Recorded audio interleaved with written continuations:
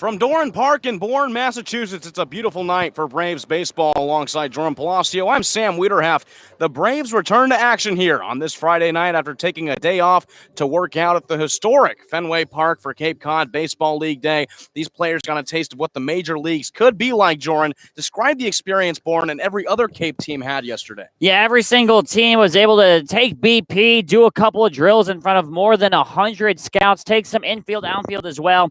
And it's fun, especially for the players. We saw a lot of the batters for all the teams hitting a lot of bullets all over Fenway Park, hitting balls over the Green Monster, into the Green Monster, down the pesky pole. It was just a great experience, and I'm sure it's one that the players will never forget. Now today it's the Brewster Whitecaps visiting Doran for the first time this season. Last time these two faced off, it was a wet, windy, and foggy game in Brewster on June 18th, with the Whitecaps taking it 4-3 after eight innings. But Jordan, this feels like a brand new team with the arrival of some new players. Yeah, a lot of new faces in the lineup for the Bravos, especially Cade Beloso, Judge Fabian, who's played a couple games. 2 debuts tonight in the starting lineup, and Henry Davis, Giovanni DiGiacomo as well. And that game, I don't think you can really count toward either team. I don't think it's really indicative because of how adverse the weather conditions were in that game, Sam. We'll take a look at how the Whitecaps line up for this afternoon's game. Ryan Bliss will lead it off for the Whitecaps. He's playing second. Brett Auerbach, the center fielder, he's batting second. Ryan Bliss leading off. Gage Workman is batting third. He's the shortstop, made a Sports Center top 10 play the last time these two played against each other. Marcus Castanon is at third base. Tyler Gentry is in right. Eric Fago in left. Tyler Hardman at first. Luke Berryhill at DH. And Christian Molfetta, the catcher, rounds out the lineup for Brewster. And on the mound for the Braves is Nick Dumkowski, who last pitched against Brewster. Yeah, that's right. He actually picked up a no decision in that one. Only threw 3 innings, gave up 3 earned runs. Definitely looking for a better outing. This time the sun is shining. It's a beautiful day. Ready for some baseball, Sam. Dumkowski, the lefty, throws the pitch to Ryan Bliss, and we are underway. Bliss fouls it off toward the backstop, and he starts him with a no-ball, 1-strike count. Yeah, and for Ryan Bliss out of Auburn, this is going to be only his second game here on the Cape. 0 for 3 so far with the strikeout, and just his only game played with the Whitecaps. 0-1 from Dumkowski.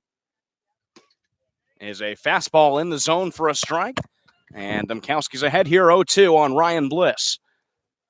And Bliss, coming out of high school, out of Georgia, was actually ranked the second best shortstop in Georgia, number 15 overall. Highly touted player here. 0-2 from Dumkowski's a fastball high and outside, a waste pitch that Bliss doesn't go for. It's now a 1-ball, 2-strike count. Henry Davis behind the plate. He is making his Cape Cod Baseball League debut for the Bourne Braves. The 1-2 pitch by Bliss, or to Bliss. He fouls it off on the third base side, so we'll do the 1-2 yet again. Cade Beloso over at first. Cody Morissette at second base for the Braves. Jimmy Glowacki takes over short. Xavier Warren at third. Giovanni DiGiacomo in left field making his debut. Judd Fabian in center, and Kyler Fedko in right. Here's the 1-2 pitch to Bliss. He lines it out to center field. That'll get down for a single, and it's the first batter that gets the first hit for the Brewster Whitecaps here. And that's not a sight we're accustomed to seeing, Sam. Usually it takes the second or third inning for a team or a player to get a hit off of the Braves starter. And this time, Bliss just sends that one straight into center field. Nice piece of hitting, especially with 2 outs. Send the ball right back up to the center, right up the middle. Exactly what you're taught to do. This will bring up Brett Auerbach playing center field for the Whitecaps today. The rising senior from Alabama batted .270 there and watches the first off-speed pitch in there for a strike from Dumkowski. Yeah, Auerbach hitting .290 on the Cape this season, including 3 RBIs, 5 walks, 5 strikeouts as well. Definitely one of the anchors of this Whitecap lineup. Dumkowski comes set. Here's the 0-1 pitch to Auerbach down the middle yet again for strike 2. So it's another batter that Dumkowski has down 0-2. Ryan Bliss over at first. No outs in the top of the first inning. Brewster and Bourne facing off. The first game past the first quarter mark in the Cape Cod Baseball League season. Dumkowski set. Here's the 0-2 pitch to Auerbach. He flies it up on the first base side. Moving back is Beloso. Morissette calls everybody off, and he makes the play right by the first base line. Tough play there for Morissette to make. Kind of that Bermuda try. Nice job ranging over, corralling it for the first out. Now Dumkowski's only ground ball away here from getting out of the inning. Gage Workman, the number 3 hitter for the Whitecaps, now comes in. From Arizona State, the rising sophomore, a 327 average for the Sun Devils, as Domkowski throws back to first, checking on Ryan Bliss. Has batted .231 in the Cape League so far, 9 for 39, has 2 doubles, a triple, 2 RBIs on the season so far, and he struck out 12 times in 13 games played. Domkowski back to first yet again, and Bliss slides in head first safely. Yeah, Bliss definitely speedy over there at first base. You're going to want to keep an eye on him, especially with the Braves giving up a lot of stolen bases so far in the early goings of the season. Domkowski comes set. Here's the first pitch to Gabe Workin. Bliss takes off. It's a called ball. The throw down from Davis, and Bliss is in safely. So he has a stolen base, the first stolen base allowed by Henry Davis, the debut catcher for the Braves, and Bliss is over on second. It's a 1-0 count to Workman. Yeah, it didn't look like he necessarily got the best pitch to throw on for Davis there. Off-speed pitch, so he's kind of already starting behind. Good throw. Cody Morrison, who made the tag over at second base, looked at the umpire and thought for sure he got him out. Now, if you're Domkowski, you have to work behind here. 1 out doesn't kill you yet. Have to really focus on getting it out right now. Workman back in the box, rests the bat on the shoulder. Now the 1-0 from Domkowski. It's a swing and a miss on the off-speed pitch from Workman. And that'll even it up, 1 ball and 1 strike. Workman, like we mentioned, in that rainy, windy, just terrible conditioned game at Brewster a week and a half ago, made a SportsCenter top 10 play catch that was actually number 8. Here's the 1-1 pitch to him. It falls low. 2 balls and 1 strike. Was out at shortstop and made a diving line drive catch to earn himself on that countdown. Pretty impressive play in those conditions, Jordan. Oh, incredible just to be able to see the ball and then have the athleticism to go out, react. Full extension on that diving catch as well there, Sam. Domkowski looks back at second. Here's the 2-1 pitch to Workman. It's off speed and a hard swing and a miss for the Whitecaps shortstop. It's now 2 balls, 2 strikes. Yeah, good pitch there from Domkowski. Now here, 2 balls, 2 strikes. This is going to be Domkowski's best pitch, I think, here. Don't want to fall behind 3-2 because then you got to come with a strike. I think this is where you go after him here, 2-2. 2-2 to Workman. Ground ball over to shortstop. Jimmy Glowenke will make the play. Throw over to first is in time. Engaged Workman is retired for the second out of the inning, and Ryan Bliss stays over at second. And that's the key part right there. He got the ground ball out, but even better, he got the ground ball to go to the left side of the field. So that's going to keep Bliss at second base. Glowenke making the nice routine play. And now a single doesn't necessarily guarantee Bliss is going to come in with Marcus Castanon stepping in. Castanon with 3 RBIs so far in the Cape League. A 182 average. 2 doubles, 3 runs scored, has struck out 7 times and walked 5. From Santa Barbara. First pitch he fouls off toward the backstop, 0-1. Castanon coming in at 5'11", 195. He's playing third base today. In high school, his senior season batted .579. Now, you talk about baseball being a game of failure. Not sure there was too much failing going on that senior year. Here's the 0-1 pitch to Castanon off speed. He flies it over to left field. Giovanni DiGiacomo will get under it and make the play. So Brewster gets a hit from Ryan Bliss, but he can't come around to score. 0-0 score. Heading to the bottom of the first inning. You're watching Braves Baseball on YouTube.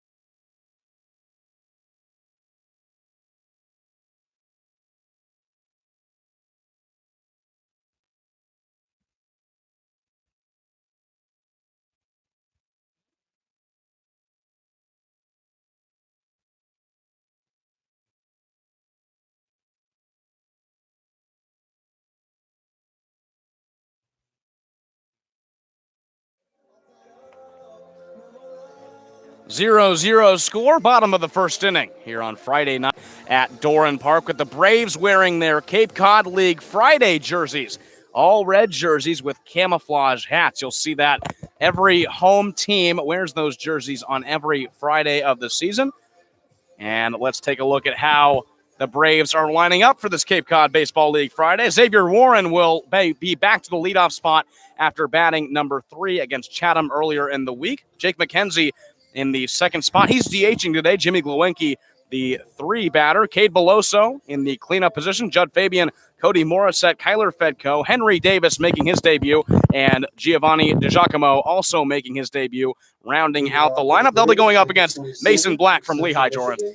Yeah, and he was the preseason Patriot League freshman of the year, and he ended the season with a 9-inning, a complete game, 8 strikeout performance against Holy Cross. 2-0 so far on the season for the Brewster Whitecaps. This is going to be his first start this season. His last time out through 4 1/3 innings pitch against Harwich. The right-handed pitcher throws the first pitch to Xavier Warren, high and outside. Warren's coming off a 1-for-3 game against Chatham. He walked and struck out. He's the only Brave with a little bit of a hitting streak, has a 3-game hitting streak coming into this game. The 1-0 is in the zone on the outside corner for a strike. 1 ball and 1 strike to Warren. And for Xavier Warren batting from the left side here, it would be nice to see him start the Braves off nice with a hit. Black shakes off a sign. Now here's the 1-1 pitch to Warren. It's low and falls in the dirt. 2 balls and 1 strike. Christian Molfetta behind the plate for Brewster. Tyler Hardman at first. Ryan Bliss at second. Gage Workman at short. Marcus Castanon at third. Eric Fago in left. Brett Auerbach at center, and Tyler Gentry in right rounds out the field for the Whitecaps. The 2-1 is cut on and fouled off on the third base side. And that will even up this count. 2 balls and 2 strikes. Xavier Warren comes into this game leading the team in RBI with 6. A .235 average. We've seen that average increase with this 3-game history. The 2-2 fouls off toward the Braves dugout. And he stays in the at-bat. 2 balls and 2 strikes. And Black is a big strikeout pitcher, 8 so far on the season through his first couple appearances. And going for number 9 right here against Warren. I see a real defensive swing here from Warren, just trying to stay alive. Here's the 2-2 pitch to Xavier Warren. He gets a bat on it, line down third base side in the left field. It'll bounce foul. And Warren fouls off another pitch. He stays in the at-bat. And that was a nice piece of hitting right there from Xavier Warren. Just missed the line by about 5 to 10 feet or so down the left field line. Had the opportunity for extra bases. Now might be looking off speed here, 2-2 against Black. He's been late on every pitch from Black. Here's the 2-2. Got him swinging on the off speed. Xavier Warren goes down on the strikeout for the 11th time this season, and that brings up Jake McKenzie. And Jake McKenzie, one of only 2 players so far to hit a home run this season for the Braves. And the only other person just struck out. And Warren, the strikeout's becoming a bit of an issue. First pitch to McKenzie is on the outside corner for a strike, 0-1. It seems like for the Braves as a team, strikeouts and hitting in general has been an issue. Here's the 0-1 pitch to McKenzie, off speed, and just missing the zone a little upstairs to him. 1 ball and 1 strike. That was a nice pitch there from Black. Change up that almost froze McKenzie in his spot. 1-1 to the designated hitter. Down the middle, a little too low. 2 balls and 1 strike. Braves with the second worst average in the Cape League. Orleans sitting a little over 200 has the worst. McKenzie, a line drive to center field. That ball gets down, and the Braves have their first hit of the evening from Jake McKenzie. And the same can be said for the Braves. We said at the top of the first inning that the first hit usually comes around the second or third, and it's the same thing for the Bravos this season. Jake McKenzie, nice piece of hitting, floats it out into center field, and that's exactly what the doctor ordered, especially with the number 3, 4, 5 spots due up here, Sam. McKenzie, who tripled in the game against Chatham on Wednesday, gets on for a single, and that brings up Jimmy Glowinky, who went 1 for 4 with a strikeout against Chatham. He'll come in batting .214 in the Cape League so far, 6 for 28, a double, 3 RBIs, 5 strikeouts, and 1 walk. Here's the first pitch to him, off speed, and curves right into the zone for a strike on Glowinky.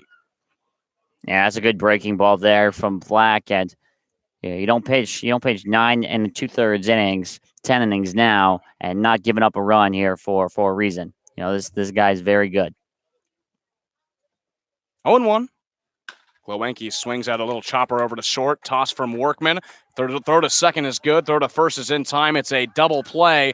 A 6-4-3 double play. Glowenke grounds out. So 1 hit, no runs for the Bourne Braves. We head to the top of the second inning. Still 0-0. You're watching Braves Baseball on YouTube.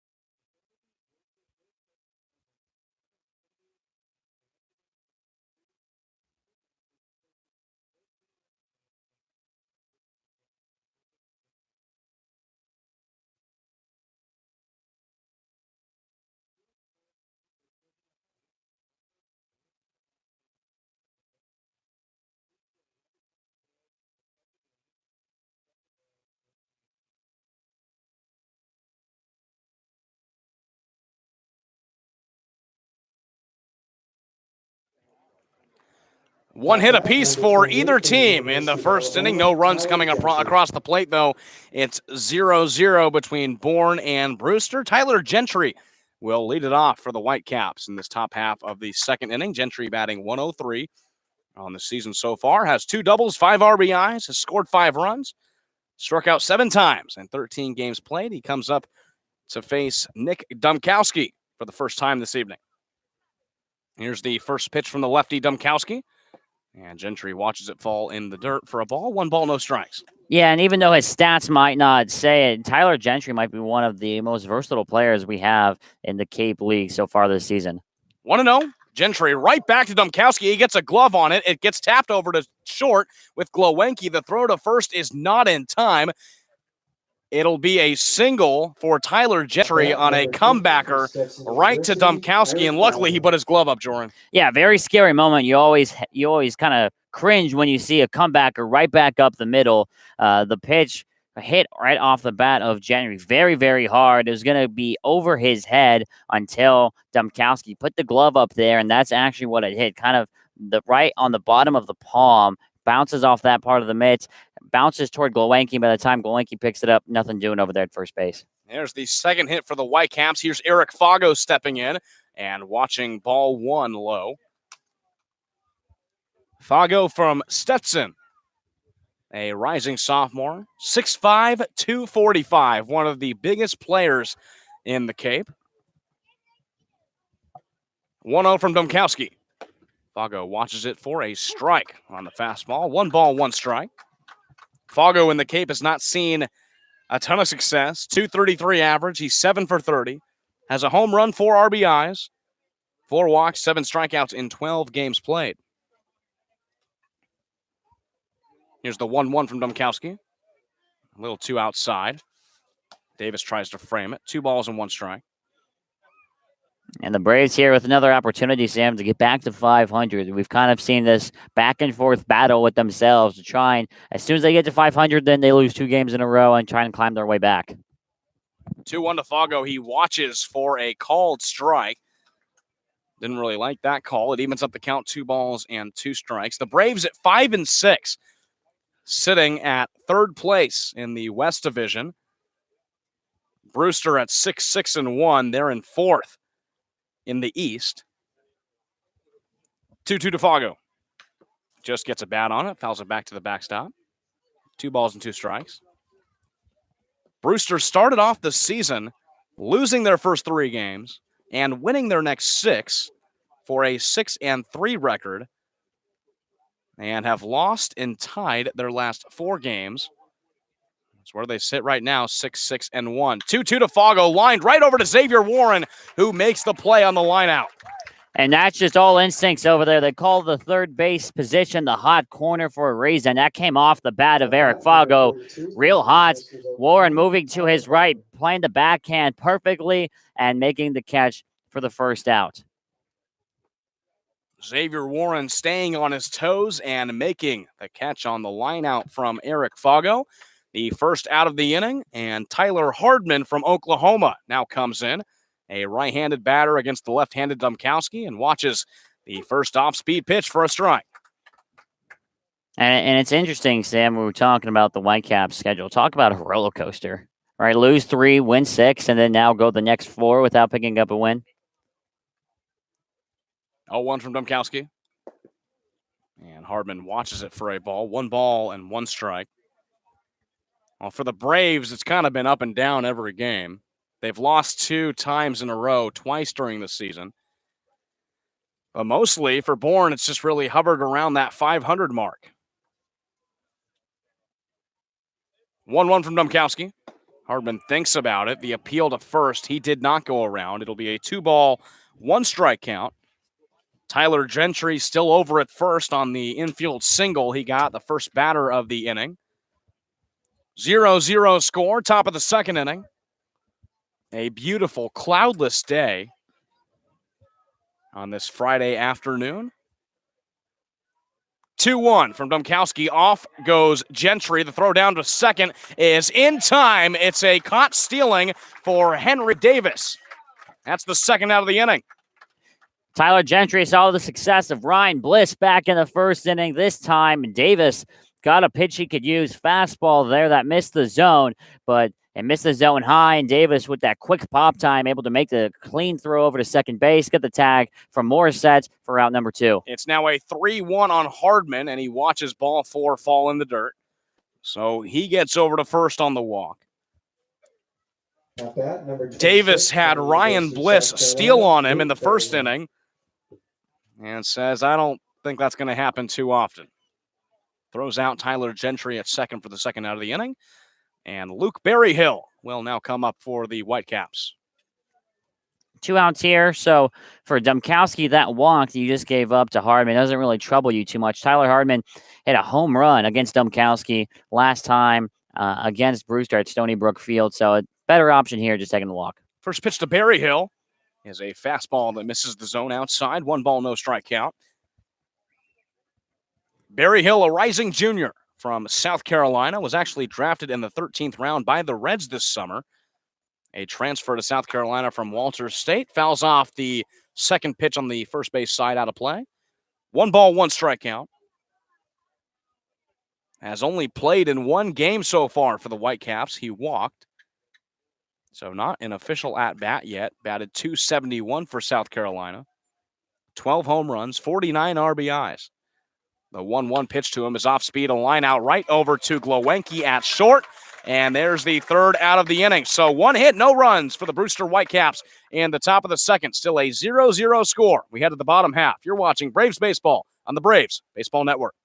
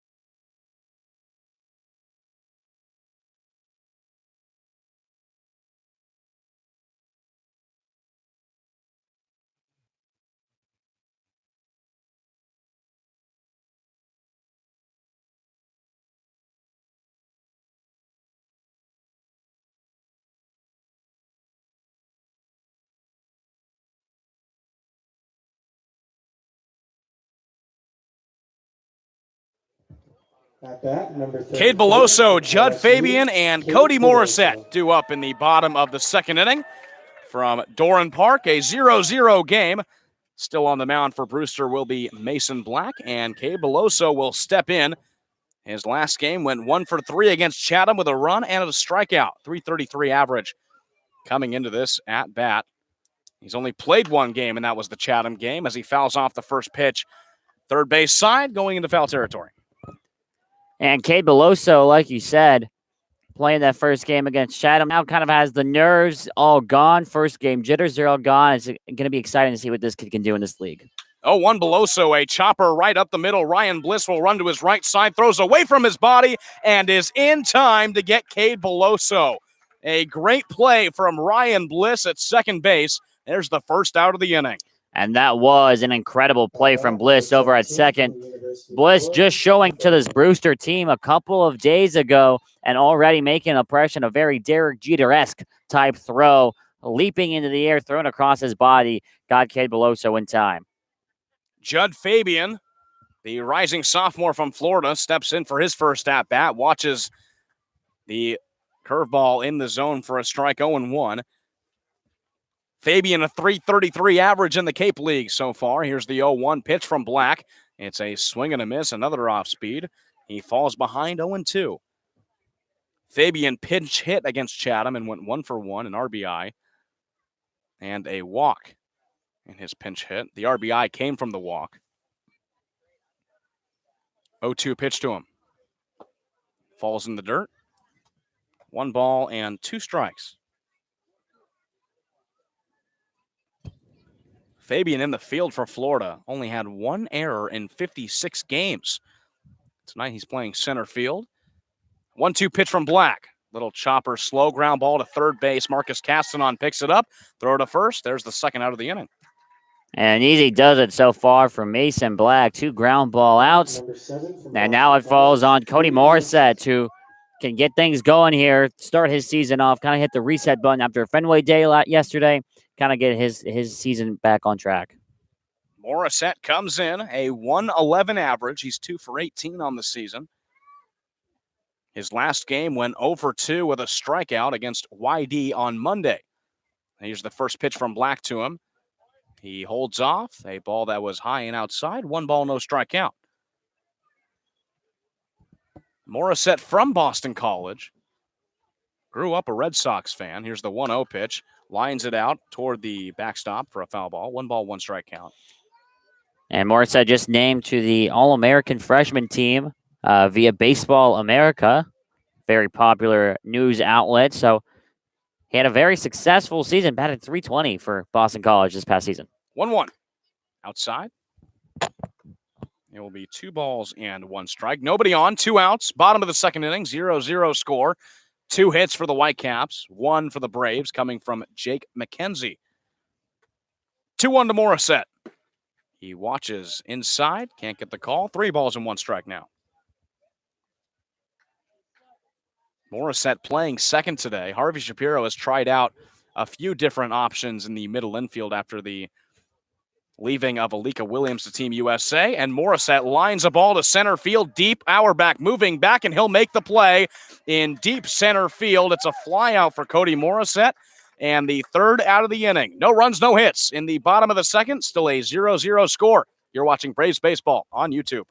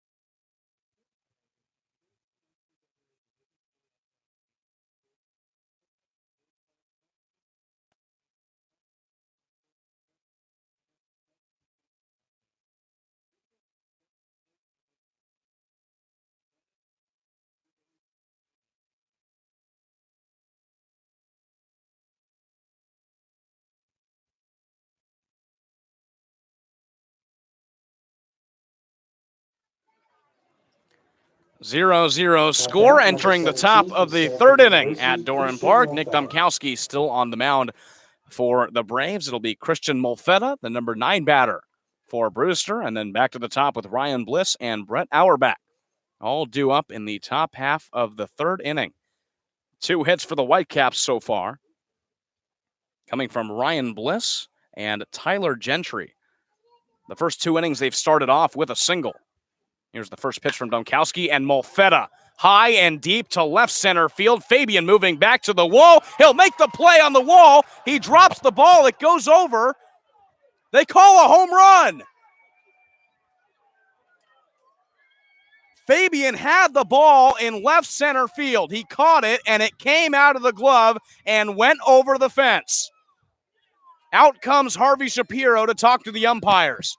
An unbelievable play, as you said. Fabian going back, actually leaning over the wall, made the catch, and then as he was trying to bring it to his hand, it looked like the ball came out. You would have to assume that's on the transfer. They would have to give it out to Fabian, and Harvey Shapiro is talking with the umpire right now. The problem is, Sam, I don't think he's going to win this discussion. Well, the call's already been made. I don't think they can just switch it. For me, it seems like Fabian had the ball in his glove for enough time for that to be an out. They call it a home run. Christian Molfetta has rounded the bases. It's a 1-0 lead for the Brewster Whitecaps. As Harvey Shapiro walks off the field. Wow. That's a home run for Christian Molfetta in the most unconventional way you will ever see. Fabian goes back to his spot in center field, and Ryan Bliss comes up for the Whitecaps. Here's the first pitch from Dumkowski. Bliss watches that ball outside. It'll be a 1-0 count. Bliss singled and later got a stolen base in the first inning. 1-0 pitch. Bliss, hard swinging strike. 1 ball and 1 strike. And for Molfetta, that's his first hit of the Cape League season. It's a home run with an asterisk next to it for sure. 1-1 is off speed, falls low. 2 balls and 1 strike. Molfetta at Stanford only had 1 home run on the season. 2-1. Way high and outside on the fastball. It's now a 3-ball, 1 strike count for Ryan Bliss. And Jordan, you have to think that's probably rattled Dumkowski a little bit on the mound. And how could it not? I think the entire team is still reeling from it. All you can do as a pitcher is just put your head down, try and throw strikes. 3-1 is fouled off toward the backstop. 3 balls and 2 strikes. Well, it wasn't quite Jose Canseco off the head and over the fence, but Fabian just losing the ball out of his glove, and it goes over the fence. 1-0 lead for the Whitecaps. 3-2. And Bliss sends a high fly ball, shallow right field in foul territory. Beloso moving over towards it. It goes across the fence in foul territory. And we'll do the 3-2 yet again. And you normally see those types of situations at second base in the middle of a double play. Sometimes the second baseman or the shortstop, whoever's covering second, will receive the throw, make the catch, and then when they go to transfer the ball to the hand, the ball pops out. Usually, it's still an out at second base, and they call it out due to the transfer. Payoff pitch is swung on and missed. The first strikeout for Nick Dumkowski on the evening. There's the first out. That's a big strikeout there from Dumkowski as well to battle back after falling behind 3-1. But like I was saying, normally that play at second base is because of the transfer. You get the out at second. Obviously, the runner advances to first, but same rule, a little different scenario over there in center field. I still think that was on the transfer, Sam. Auerbach comes up. He fouls off the first pitch he sees for a strike. Flew out in foul territory. His last at-bat, and a ball that was caught by Cody Morissette on the first base side. Dumkowski delivers the 0-1 pitch. It's off speed, curves a little high. It's a 1 ball, 1 strike count. Yeah, and Brett Auerbach, we know, is a guy that definitely has some power as well. Have to be careful how you're pitching to him. 1-1 from Dumkowski. Auerbach watches that ball inside. That'll move the count up 2 balls and 1 strike. Nobody on. Top of the third inning, 1 out. A run has already come across the plate in the home run from Christian Molfetta. The 2-1 is fouled off. That'll even up the count, 2 balls and 2 strikes. And this is another one of the confidence at-bats here for Nick Dumkowski, having able to be battled back after giving up the unconventional, I will say, home run. 2-2. Got him swinging. Second strikeout of the inning and second strikeout of the evening for Nick Dumkowski. There's 2 outs. And that is huge. A comeback after giving up that home run to get 2 straight strikeouts. And there's no at-bats off in this top 3 of the order here, Sam. I have to go up against a very tough Gage Workman. Workman, the shortstop for the Whitecaps. In the last game against Wareham, went 1 for 2 and fouls off the first pitch. He grounded out to short in his first at-bat, so he's 0 for 1. Just 4 hits for this Whitecaps team on Wednesday in an 11-0 rout over the Wareham Gatemen. 0-1 from Dumkowski. Off speed, gets Gage Workman swinging at a ball that was in the dirt. And he's now behind, no balls and 2 strikes. And the ability to get here 3 straight strikeouts, to strike out the side after that home run, would be a huge momentum builder, not only for Dumkowski, but his entire Braves team. 0-2. Lined right back up the middle. Morissette tries to make a diving stop. It's past his outstretched glove and gets into center field for a 2-out single from Gage Workman. I think Morissette might have lost that perhaps in the sun. He was late reacting to it. Ball kind of sliced away from him, and by the time he was making a move on it, the ball was almost nearly past him. Might have lost a little bit in the sun, didn't see it well off the bat, and that allows Workman to get it in the outfield for a 2-out single, and having to get another out here is Nick Dumkowski.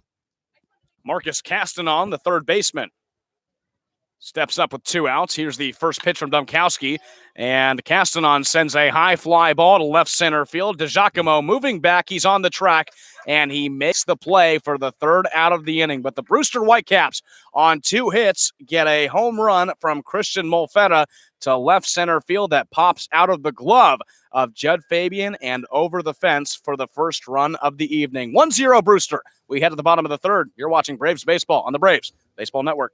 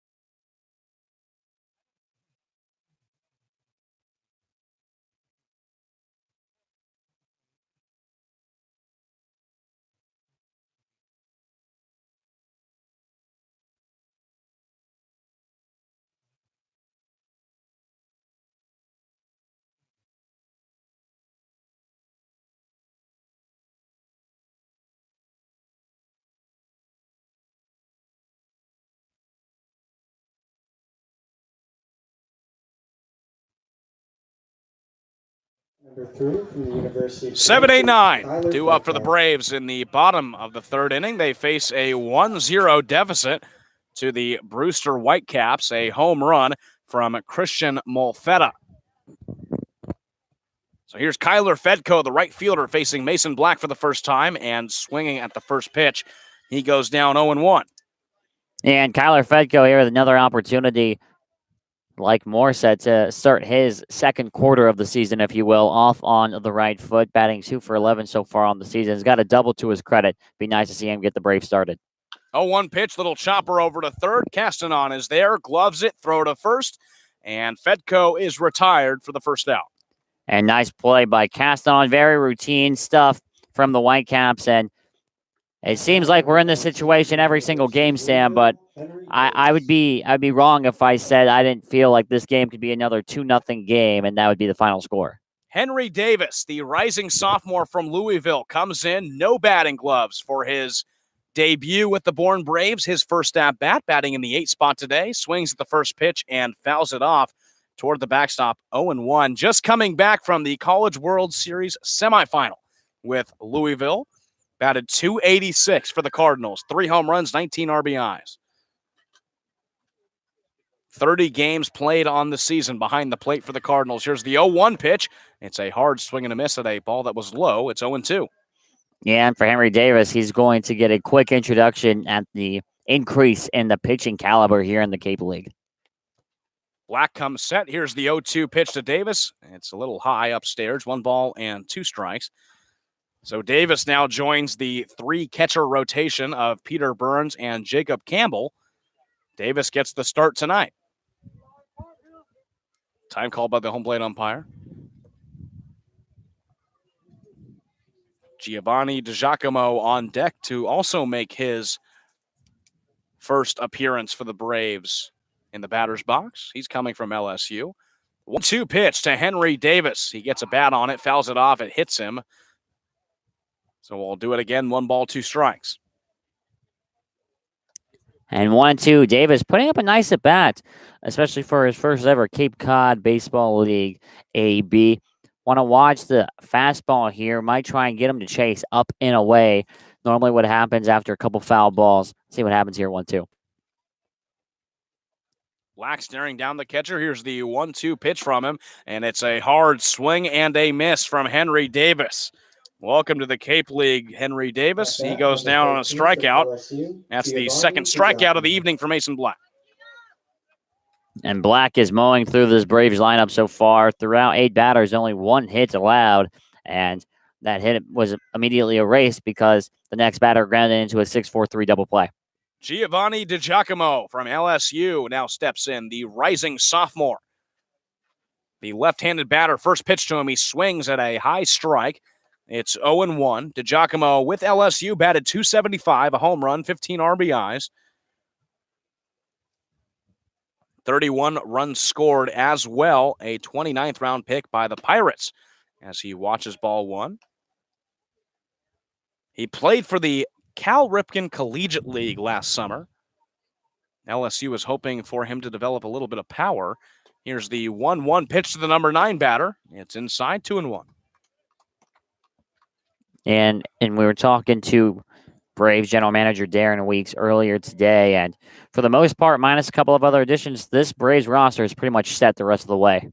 2-1 falls low. 3 balls and 1 strike. We've seen some transactions throughout the week. A.J. Curtis has been cut by the Braves.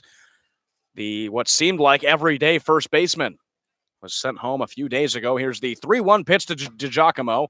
It's high and outside, a called strike. He thought it was ball 4. Now a 3 ball and 2 strike count. Yeah, I was pretty much marking it down already in the scorebook by the time the strike was called. A little bit of a late strike. Let's see if DiGiacomo can adjust. Payoff from Black. DiGiacomo gets a bat on it, fouls it back to the backstop. We'll do it again, 3-2.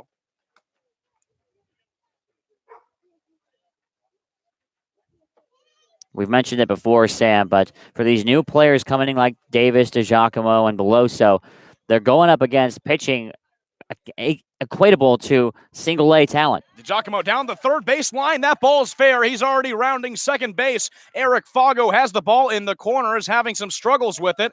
And Giovanni DiGiacomo on his first Cape League at-bat gets a 2-out double. And what a piece of hitting there by Giovanni DiGiacomo, staying with the at-bat, taking it the ball the other way. Fago having some trouble picking it up, allows DiGiacomo to cruise into second base with a stand-up double. Second hit of the day for the Bourne Braves, and that's back to the top of the lineup now. It's Xavier Warren, who struck out in the first inning. He comes up for his second at-bat. Mason Black steps off the pitcher's mound. Warren, again, batting from the left side.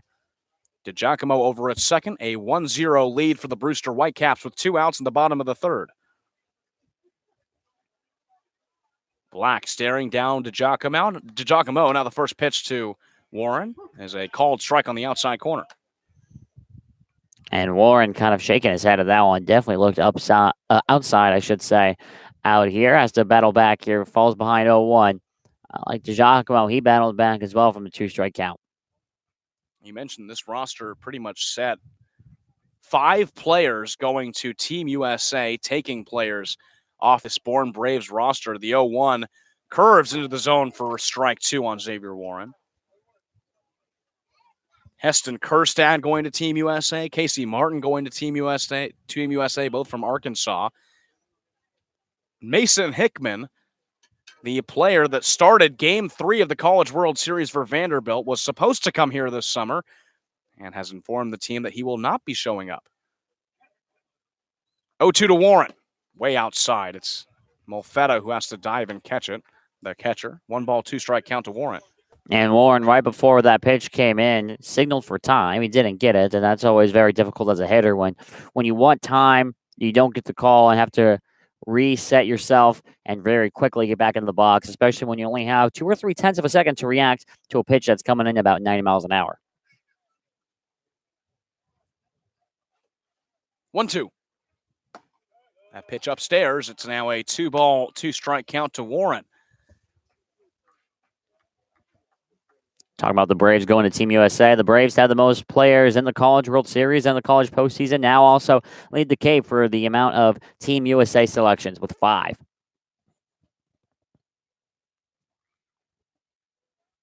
2-2 to Warren.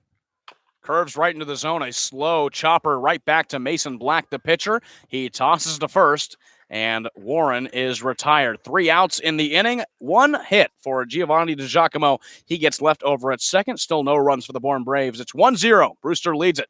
We head to the top of the 4th. You're watching Braves Baseball on YouTube.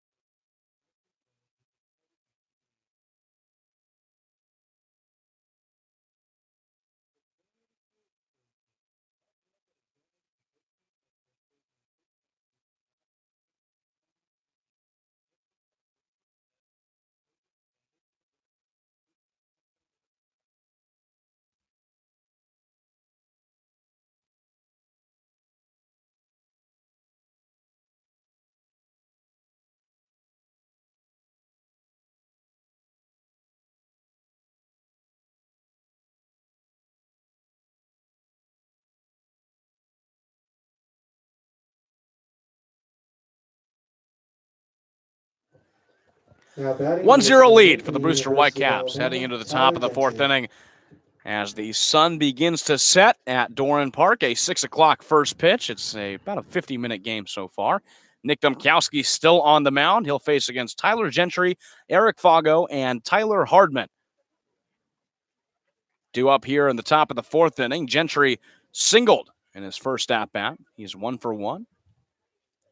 And here's the first pitch from Domkowski. Squares around a bunt. It's a great bunt down the third base line. Xavier Warren picks it up. Throw to first is not in time, and it gets underneath the glove of Cade Beloso. Heading to second is Tyler Gentry. He stops at second base. It looks like it'll be scored an infield single and an error as he gets over to second. Yeah, so Gentry does lay a perfect bunt right down the third base line. The grass catches it and slows it down. And by the time Warren made the throw, even if it was on target, Gentry would have been safe, so he gets credit for the hit. Then it gets to advance to second base due to throwing error from Xavier Warren at third base, and Brewster in business here, top of the 4th. And again, for the 4th consecutive inning in this game, Brewster starts out with a hit. Eric Fago now up for Brewster. A slow ground ball. He swings at the first pitch right back to Domkowski. Domkowski checks over at second, throws to first, and Eric Fago is retired for the first out this inning. That's a big out for Domkowski. Battling back after having a runner on second base. He's not been dealt the greatest hand so far with given the home run and how that happened. Now gives up a bunt single that turns into a 2-base bunt. You come up against Tyler Hardman, who has hit a home run off of you early in the season. This is a key at-bat here in this game and the momentum. 1 out, a runner on second. Tyler Hardman at the plate. Got on with a walk in the second inning. First pitch is an off-speed pitch upstairs from Domkowski. 1 ball and no strikes. 4 of Brewster's 5 hits have been to lead off an inning. It was a single by Ryan Bliss in the first, a single by Tyler Gentry in the second. The home run from Molfetta in the third as that pitch is fouled off. 1 ball, 1 strike count to Tyler Hardman. And just now, that single by Tyler Gentry here in the fourth. And to only allow one run so far, in which could be argued should not have been a run. Domkowski doing a pretty good job of management on the mound. 1-1 pitch, and caught in no man's land is Tyler Gentry. He's in between second and third. It's now in the hands of Morissette. Xavier Warren now has the ball, and he'll tag him out. A little game of pickle in between second and third base as Domkowski, the pitcher, caught Tyler Gentry in no man's land, leading way off the base at second, and there's the second out of the inning. Yeah, Domkowski with a great pickoff move there. Raises the leg like he's going to go home. Catches the runner on second, Gentry in no man's land, trying to get a big secondary league. He turns around, spins around past the rubber to throw over, which you can do legally, and catches Gentry for a big second out. It's a 1-1 count on Hardman. The 1-1 is outside. Now 2 balls and 1 strike. Big play for Nick Domkowski on the mound. He's allowed 5 hits, 1 earned run, but plays like that don't really go in the scoreboard are what make you great. A high fly ball to center field. Judd Fabian is under it, and Tyler Hardman goes down on the fly out for the third out. It's 1 hit, no runs for the Brewster Whitecaps. 1-0. Brewster leads it, heading to the bottom of the fourth. You're watching Braves Baseball on the Braves Baseball Network.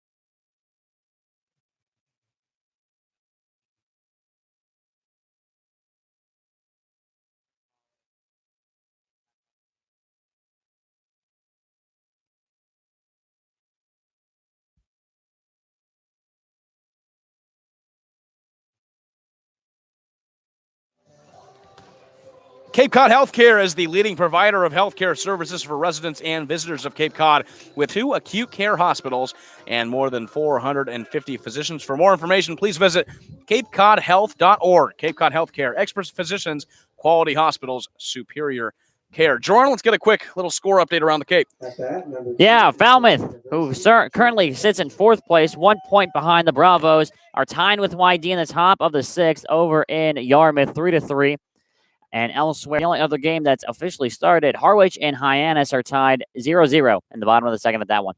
Jake McKenzie, the number 2 batter for the Braves, comes in for his second at-bat, watches ball 1 inside. McKenzie singled in the first inning. Solid day for him so far. The second straight game he's had a hit. The 1-0 is a grounder right back to Mason Black at the pitcher's mound. The underhand toss to first is able to get McKenzie for the first out of the inning. And for the Braves, it's the same story, second, third, fourth. We're on the 12th verse by now with this one. Still struggling to get the offense going. Only 2 hits throughout 3 1/3 inning. These 2 teams have the 9th best average and the 8th best average in the league of 10 teams. Here's the first pitch to Glowenke, who's 0 for 1. Is a strike. Grounded out into a 6-4-3 double play in the first inning. Bourne with the 9th average in the league. Brewster with the 8th average in the league. The 0-1 pitch is outside. 1 ball and 1 strike. To see 7 hits combined between these two teams is rather shocking in only the 4th inning. 1-1 to Glowenke. He sends it to center field. That ball will get down for a single. Jimmy Glowenke is on for the first time this evening with a 1-out single. And Jimmy Glowenke has come to play today, redeems himself after that double play back in the first inning, gets a base hit into dead center field. Nothing that Auerbach can do about it. And now Cade Beloso, a power hitter here, has the opportunity to get the Braves rolling here in the bottom of the 4th. Glowenke at first. Beloso is 0 for 1 with a grounder over to second. He comes in for his second at-bat. All these players getting to take batting practice at Fenway Park yesterday for the Cape Cod League Day, an annual event. Throwback to first from Mason Black, and Glowenke gets back in time. Aaron Judge, who actually played with Katuitt, was actually founded on his Fenway Day. Scouts were able to find him and really pay attention to him as the first pitch to Beloso is outside for a ball, 1-0, because of his performance at Fenway. And it just goes to show you that when you're watching a game, you never really know who's going to go where. We could be watching the next Aaron Judge in this game right here, right now.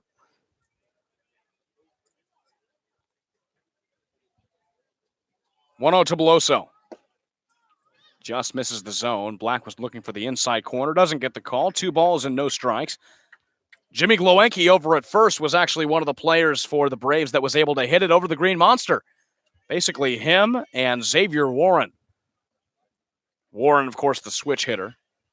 Glowenke, the righty, were the only 2 players for the Braves that had enough power to hit it over the Green Monster. 2-0 pitch to Beloso as a liner right over to Workman that gets under the glove of him and skips into center field for a single. So Beloso is now on. Glowenke gets to second with only 1 out in the inning. And a little unlucky there for Workman because that ball was hit right over the umpire's head. And I think that actually helped out Beloso and getting the ball through because Workman had to judge through the umpire. I think the umpire might have blocked his vision a little bit there, disoriented him just enough for that ball to go under his glove and go into center field for the single. Here's Judd Fabian, a grounder to third in his first plate appearance in the second inning. A great opportunity with runners on first and second and only 1 out. The first pitch is high and tight. He has to get out of the way. It's 1 ball and no strikes to him. And the bat's finally starting to work here. A couple singles back-to-back, but you always have to be wary of the inning killer. You have to be worried about the double play ball here, and Mason Black is great at serving those up. 1-0 to Fabian. Off speed and curving out of the zone for Mason Black. It's now a 2-ball, no strike count. Glowenke at second. Beloso at first.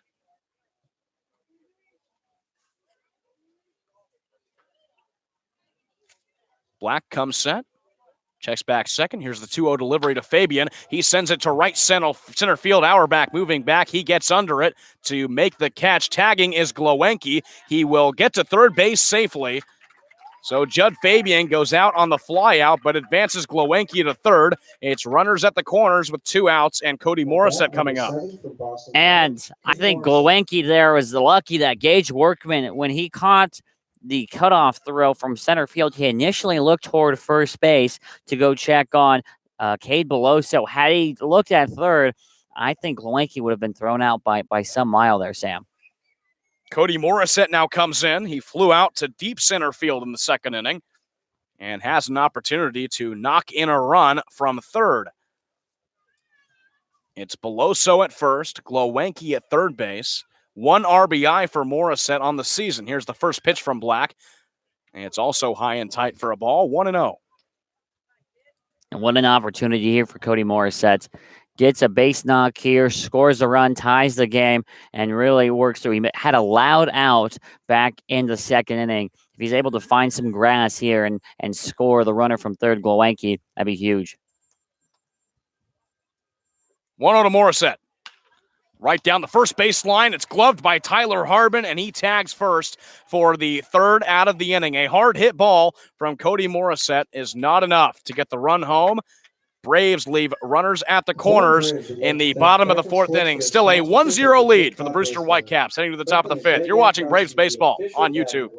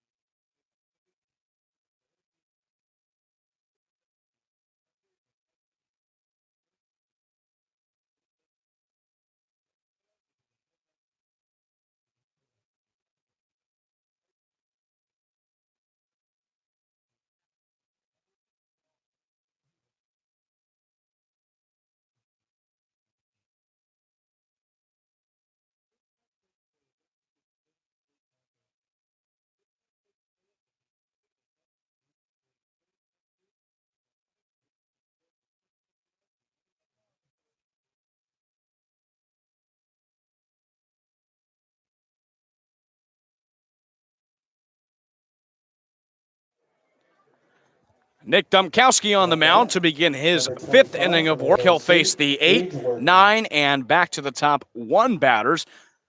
Luke Berryhill will lead it off for Brewster. Christian Molfetta on deck and Ryan Bliss in the hole. 1-0 lead for the Brewster Whitecaps on a home run from Molfetta that popped out of the glove of Judd Fabian and over the fence. Here's the first pitch to Luke Berryhill. Ball falls low, 1 ball and no strikes. Berryhill lined out to short in his first plate appearance, so he's 0 for 1. 1-0 pitch from Dumkowski.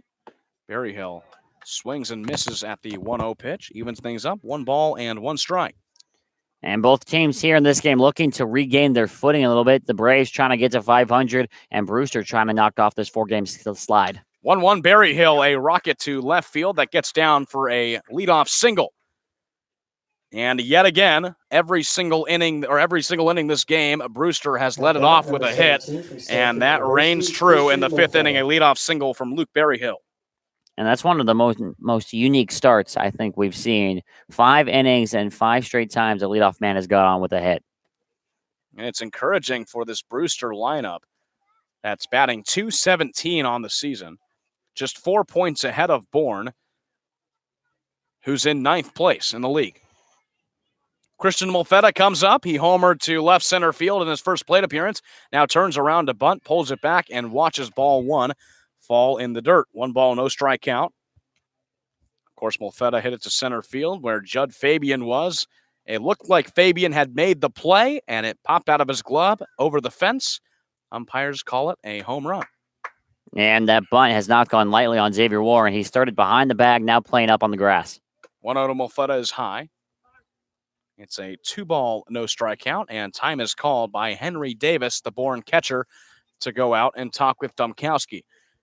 Well, if Dumkowski gets an out, this will be his longest outing of the season. He went 4 innings in his first start against Harwich.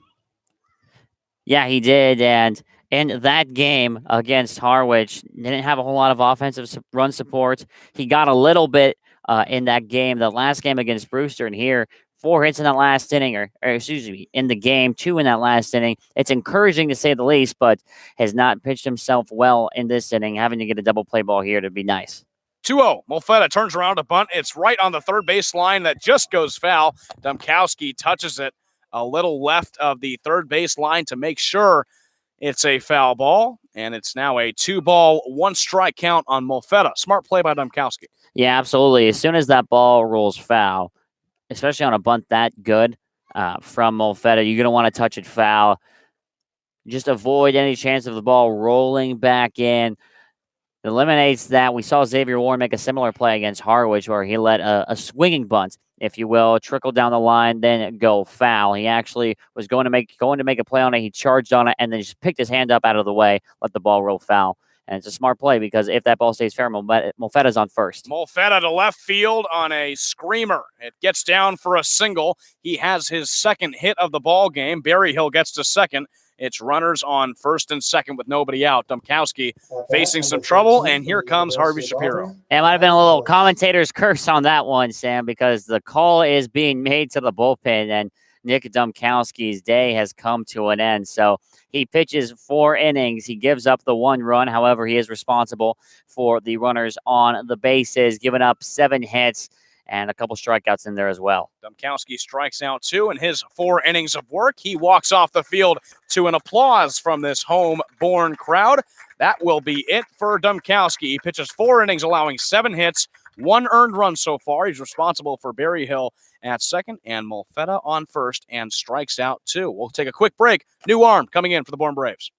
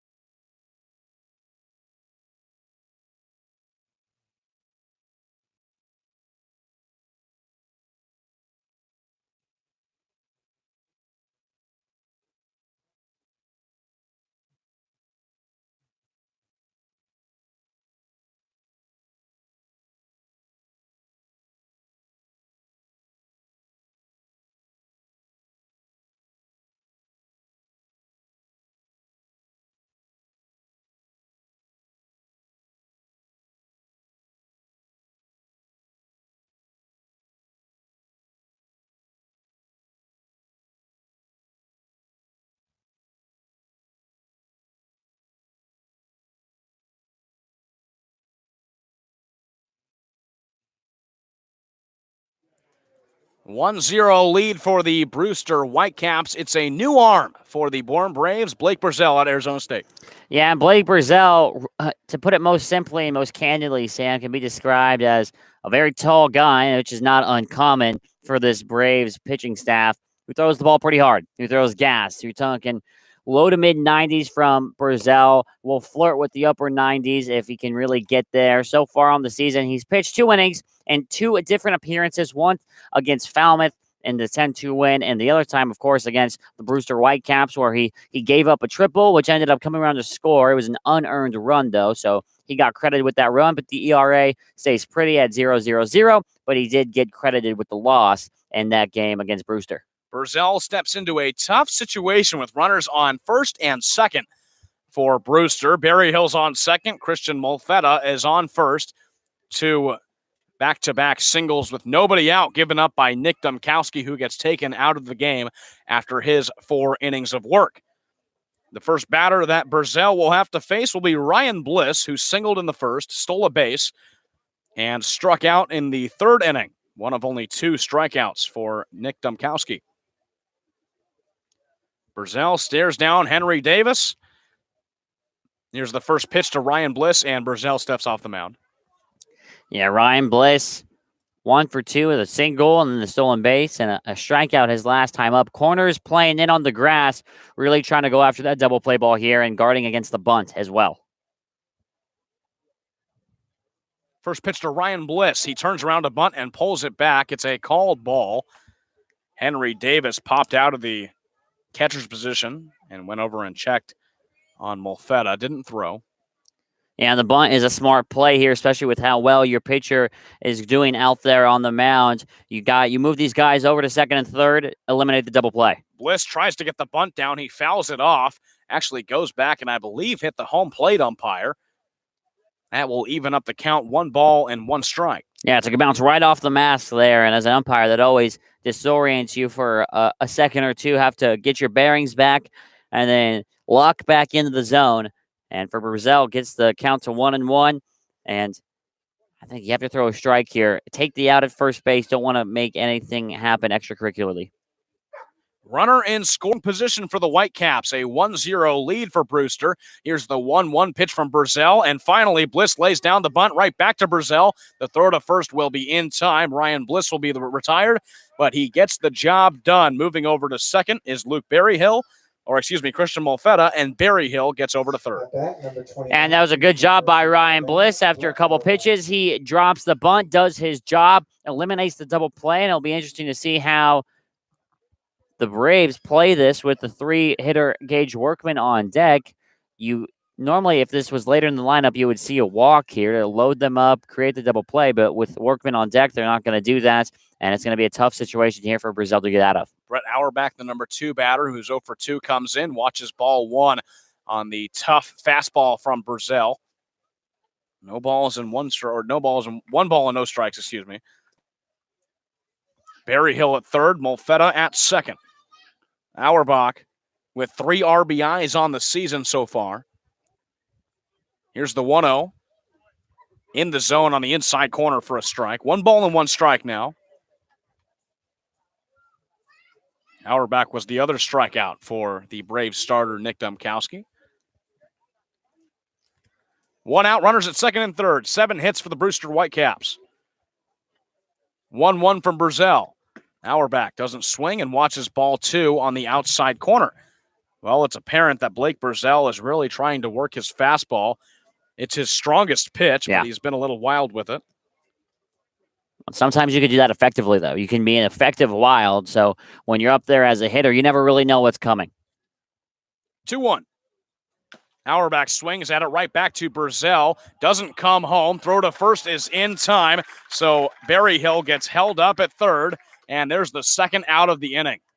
That was about as perfect as a ground out as you could have hoped for if you're the Braves and Blake Brazil. Just a little chopper. It was almost another one of a swinging bunt. Again, down the right field, the first base line, I should say. Just Brazil's left. He collects it cleanly, throws over to first base in plenty of time. Has an opportunity here to really make something special happen. Now it's the number 3 batter, Gage Workman. First pitch from Brazil gets over the head of Davis, but bounces right back to him. And Barry Hill stays at third. A lucky bounce off the backstop. Henry Davis is smiling about it. He knew he got away with one there. Yeah, both him and Brazil smiling. Hit the brick on the backstop and got lucky that it came right back to him. By the time Davis took his mask off, it was right next to him. He could put the ball in his glove, and that saves the Braves a run there. Workman watches ball 1. 1 for 2 on the game so far, a single in the third. For Gage Workman on the season, only has 2 RBIs in his 13 games. Brazil steps off the mound. First pitch went way wild over the head of catcher Henry Davis. Brazil comes set. Arizona State teammates facing off against each other. The 1-0 is in the zone on the fastball. 1 ball, 1 strike. And for Brazil here, I think he operates as if the bases were empty. 2 outs here, infield playing in normal depth, outfield as well. No need to do anything crazy. If you get a ground ball or fly out, it's over. 1-1. Workman doesn't go for it. It's a pitch that's low on the off speed. 2 balls and 1 strike.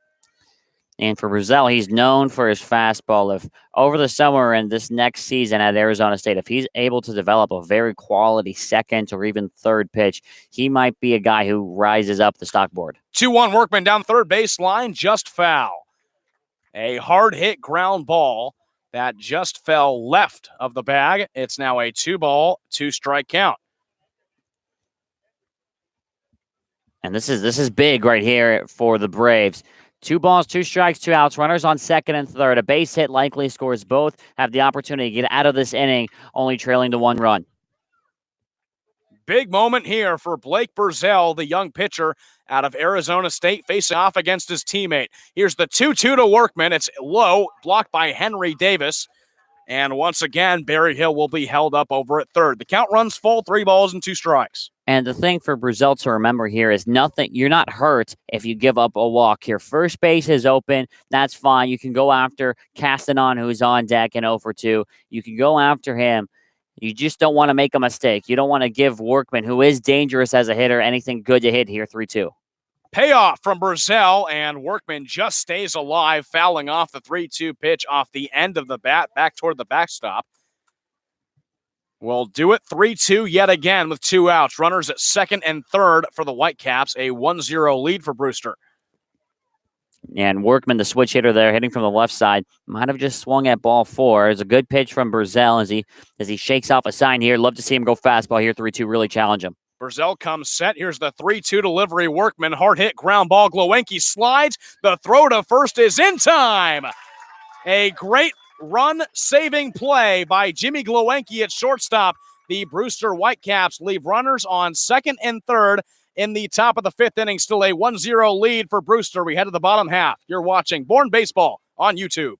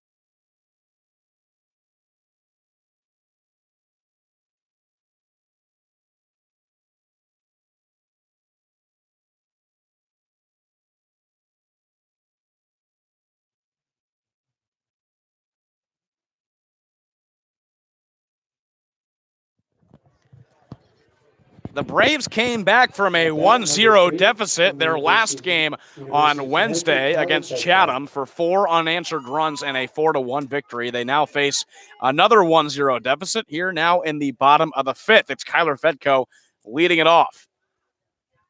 Fedko's 0 for 1, a grounder to third in his first at-bat in the 3rd inning. First pitch to Fedko. He swings at it. High fly ball in the right center field area. Brett Auerbach moving towards it. He'll make the play. And there's the first out. Yeah, a little unfortunate there for Fedko. Ball hung up there a little too much. Auerbach was able to make the easy catch. And for Fedko, who's been battling a little bit of an SI joint issue, finally getting some playing time, getting back to 100%. I'd like to see him do a little bit more. Here's Henry Davis, the catcher from Louisville. His Cape Cod League debut today. Watches ball 1. He struck out in his first at-bat. Has the no batting gloves approach. Love to see it. Love to see it. Tough kid. Here's the 1-0 pitch. Davis, grounder right over to second. Ryan Bliss makes the play. Throw to first is in time, and Henry Davis is retired. And only on 3 pitches, Mason Black has 2 outs. Yeah, I won't be surprised if for that reason DiGiacomo here, who's coming in, if he watches a couple pitches, because I don't think Harvey Shapiro is going to be very happy if Mason Black, who if he finishes this inning is in line for the win, gets out of the 5th inning only throwing under 5 pitches. There is an arm warming up in the Whitecaps bullpen. So this could be the last inning for Mason Black. Only 4 hits allowed so far. Giovanni DiGiacomo comes in. He doubled in his first plate appearance in the 3rd inning and watches strike 1. And if you want to hear a combination and a half here, DiGiacomo is Italian, speaks Spanish, and we were hearing from the team trainer is vegan, one of the only vegans on the team. Wow. Talk about a rare combo. Oh, 1 pitch. Giacomo watches ball 1. 1 ball and 1 strike. Comes from LSU, who lost in the Super Regional to Florida State. 1-1 pitch to Gio DiGiacomo. Grounder foul. Back toward the backstop, and he's now down 1 ball and 2 strikes. Comes to the team to hopefully help out the bats, Jordan. Yeah, and I was gonna ask you ever try and go vegan? You ever done that before? I couldn't do that. I had 2 hot dogs for lunch today. Yeah, you did. That's true. I can't do that. It would take a lot, as time is called. It would take a lot to change my diet. Very healthy. Very healthy lifestyle. Healthy, extremely healthy. A lot of work, too, I'd imagine. Here's the 1-2 pitch to DiGiacomo. He swings and misses at a high strike, and it's 3 up, 3 down, 7, 8, 9. The Bourne Braves go down in order in the bottom of the 5th inning. A 1-0 lead for Brewster. Heading to the top of the 6th. You're watching Bourne Braves Baseball on YouTube.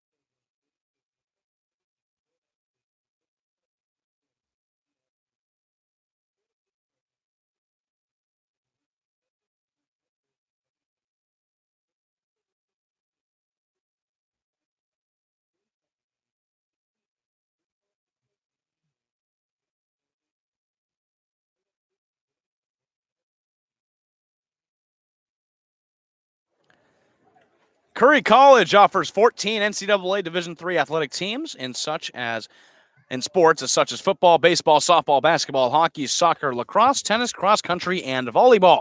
Read about the success of the Curry Colonels and their championship teams. It's all online at www.curry.edu. Marcus Castanon, the number 4 batter, will lead it off for the Brewster Whitecaps, who have a 1-0 lead over the Bourne Braves and have had that lead ever since the top of the 3rd inning when Christian Molfetta homered to center field. Here's the first pitch to Castanon. It's tight on the pitch from Burzell, who stays in the game. 1 ball, no strikes. And this is a big opportunity here for Blake Burzell to really make an impression here on Harvey Shapiro. He's only pitched 2 times and only 2 innings among those 2 times. 1-0 is cut on and missed from Castanon. 1 ball, 1 strike count. Castanon is over 2 flyouts to left field. 7 hits for the Brewster Whitecaps. 1-1 pitch from Burzell. High and tight yet again. It's now a 2 ball, 1 strike count to Castanon. Castanon coming into the game hitting 4 for 22. 0 for 2 in this one. A couple flyouts to the left. 2-1. Ball upstairs. 3 balls and 1 strike. Well, the trend's on the line right here, Sam, of the first batter in the inning getting a hit. You're right. Every single inning, the first 5, Brewster has started off the inning with a hit. Here's the 3-1. It's cut on and missed, and the count now runs full. 3 balls and 2 strikes. It is Red Shirt Friday here in the Cape League. The home team, this time it's the Braves, getting to wear the red jerseys and camouflage hats for the first time this season. All of their Friday games have been rained out. The 3-2 is cut on, Castanon to right field, and charging in is Kyler Fedko. He'll make the play for the first out. And for the first time in this game, the leadoff batter is retired. And that allows Burzell to breathe a little bit up there on the bump, because when you get the first batter out, Sam, everything is just so much easier. You don't have to worry about anybody on base. You don't have to go from the stretch. Just to get nice and comfy up there on the hill. That's big for pitcher's confidence. Tyler Gentry now in. First pitch is high and tight. He backs out of the box. 1 ball, no strike count. Henry Davis, the catcher, goes to talk with Burzell. Gentry's been dangerous today. 2 for 2 with 2 singles. Was caught stealing in the 2nd inning. And was also caught stealing in the 4th. So what you're telling me is he's had a good day at the plate, not so on the base path. No, that is what I'm telling you. Yeah. He has not been able to travel well across the bases. The 1-0 pitch is cut on and fouled off toward the backstop. 1 ball and 1 strike. Gentry, the last time he was on the base paths, was caught in no man's land with Domkowski having a great pickoff move, and Gentry got caught in a pickle and was tagged out by Xavier Warren. 1-1 pitch, Gentry. A hard hit ball, high fly ball to right field. Fedko moving back to the wall. He'll make the play over the shoulder. A great catch from Kyler Fedko in right for the 2nd out. Fedko had some trouble. He's battling the sun, and that ball might have hit spin hit directly into the sun. Didn't move back until that ball was clear over the infield. Had a late read on it and was able to make the catch. Does Willie Mays Hayes remind you of anything there, Sam? That certainly looked a little bit like it. Kyler Fedko, he's made the first 2 outs in this inning, and that one on the warning track. Now Eric Fago steps in with 2 outs, nobody on. First pitch from Brewster is off speed and curves right into the zone for a strike. Fago is 0 for 2, a line out to third in the second inning, and a grounder right back to Dumkowski, who was the pitcher in the fourth. Fago looking for his first hit. 0-1 from Brewster. Fago fouls it off. And he's now down in the count. No balls and 2 strikes. Some great defensive plays we've been able to see here today. Fabian was hoping for a great catch in left center field to pop out of his glove and over the fence for a home run. Seeing Glewenke make a nice play over at shortstop to end inning. Fedko just now. Braves flashing the leather here tonight. 0-2. A small chopper over to second base. Morissette has it. And that's it for the top of the 6th. No runs, no hits in the top of the 6th for the Brewster Whitecaps. They still have a 1-0 lead over the Bourne Braves heading to the bottom half of the inning. You're watching Bourne Braves Baseball on the Braves Baseball Network.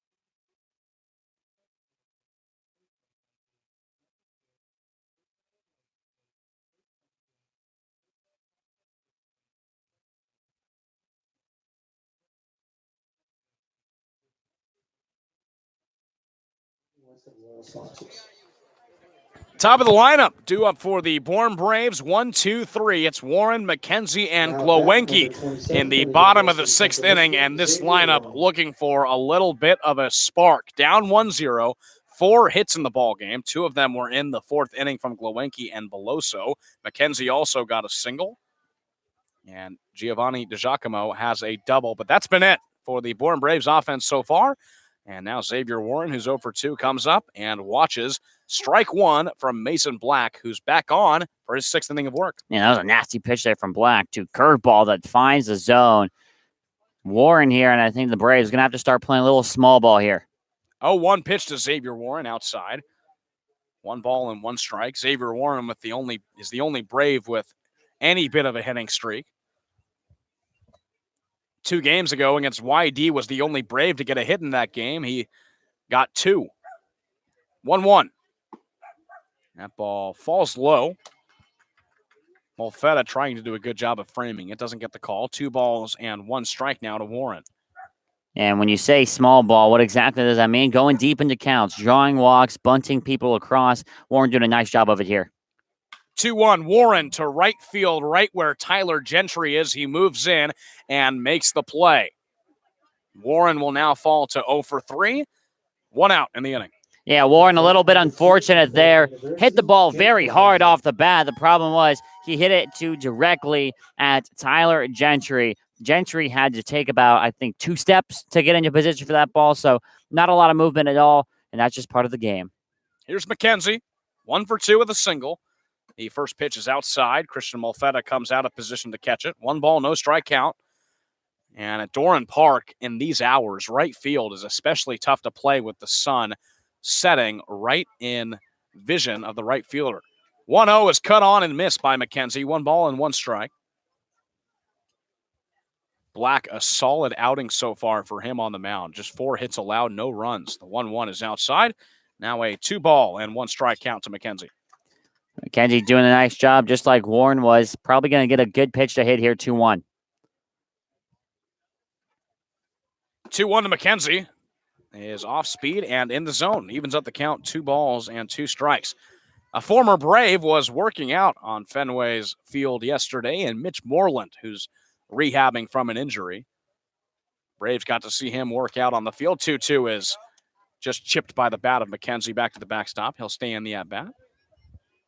Yeah, Moreland was playing a little catch with Nathan Eovaldi. Both players trying to come back from injuries.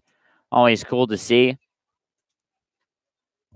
Moreland, one of the more successful Braves in the majors right now. Here's the 2-2 pitch to McKenzie. It's off speed, falls in the dirt. McKenzie thought about swinging and pulls it back in time. 3 balls and 2 strikes now. Yeah, Nick Ahmed, also a former Brave for the Arizona Diamondbacks, who just won a Gold Glove. Also, Pete Alonso. Payoff. McKenzie fouls it off toward the backstop. We'll do it again, 3-2. Tommy La Stella as well, who's having a career year for the Angels. Yeah. Should be an all-star. It was actually up for voting to be the starting second baseman. Didn't quite win. He came in third, but should be elected as a reserve. Here's the payoff yet again to McKenzie, and just gets the inside part of the bat, fouls it off toward the backstop. Still 3-2. McKenzie doing a great job of battling here against Black. Yeah, definitely working the pitch counts as an arm is getting loose over in the Brewster bullpen. Only down 1 run here. All it takes is 1 swing of the bat, just a little bit of a hitting burst to get this game going for the Braves. 3-2 to McKenzie yet again. The ball falls low. He's on base with a walk. Jake McKenzie on first for the second time this evening. He singled in the first, and now he's on. He works a great at-bat out of Mason Black and gets on first. He absolutely does, and that's a big momentum builder. It's going to go in the scorebook as a walk, but he battled. He found 3 or 4 pitches off before taking that walk. That was a great job by McKenzie. Now Glowenke has an opportunity to keep the momentum rolling. Glowenke, 1 for 2. Grounded out into a double play in the first inning. Watches strike 1 on the outside corner. And singled in the fourth. Got all the way to third, where Cody Morissette grounded out to first with 2 outs to end that inning. McKenzie over at first. Black staring down Molfetta. Here's the 0-1. Glowenke fouls it off toward the backstop. He's now behind in the count. No balls and 2 strikes. And a strikeout here is an unproductive out. This is where you can get yourself into a big double play situation. You fall behind 0-2, have to choke up, get a defensive swing going on the 0-2 pitch. Have to be wary of that here, especially with how Black is pitching. Black turns back toward first. McKenzie gets back in time. Still a no ball, 2 strike count on Glowenke. Went 2 for 4 in the last game against Brewster about a week and a half ago. Here's the 0-2 from Black. Glowenke got him swinging. And he goes down on the strikeout. That's the second out of the inning, and certainly not what he was expecting. No, definitely not. He tries, whenever you have a little bit of a streak going offensively, you just don't want it to be the guy that ends up costing the team the streak. Glowenke strikes out there. Now it falls to Cade Beloso as we might have a pitching change here with 2 outs and the lefty up. And it looks like we will. Brewster will head to the mound, or head to the bullpen, excuse me.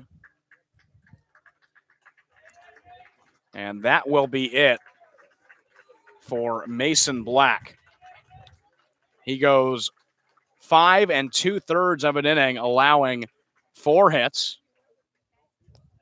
No runs on the Braves side and striking out 4. Jamie Shevchik, the manager for the Whitecaps, will make a pitching change. We'll take a quick break. We're in the middle of the 6th inning. Braves with runners on base with 2 outs.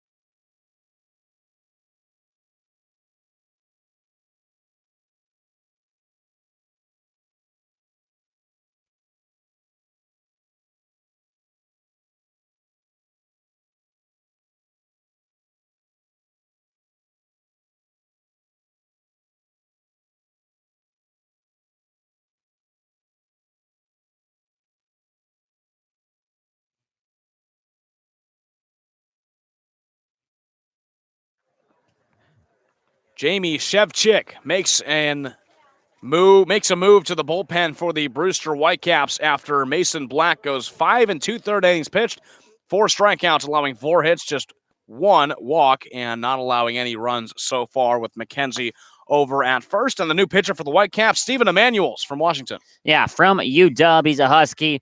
And so far this Cape season, he's pitched 2 games, only 4 innings among those 2 appearances, giving up 7 hits, 4 earned runs, which equates to an ERA of 9, 4 strikeouts. And the last time he was out, he threw 2 innings against Catuit. It was back on the 23rd.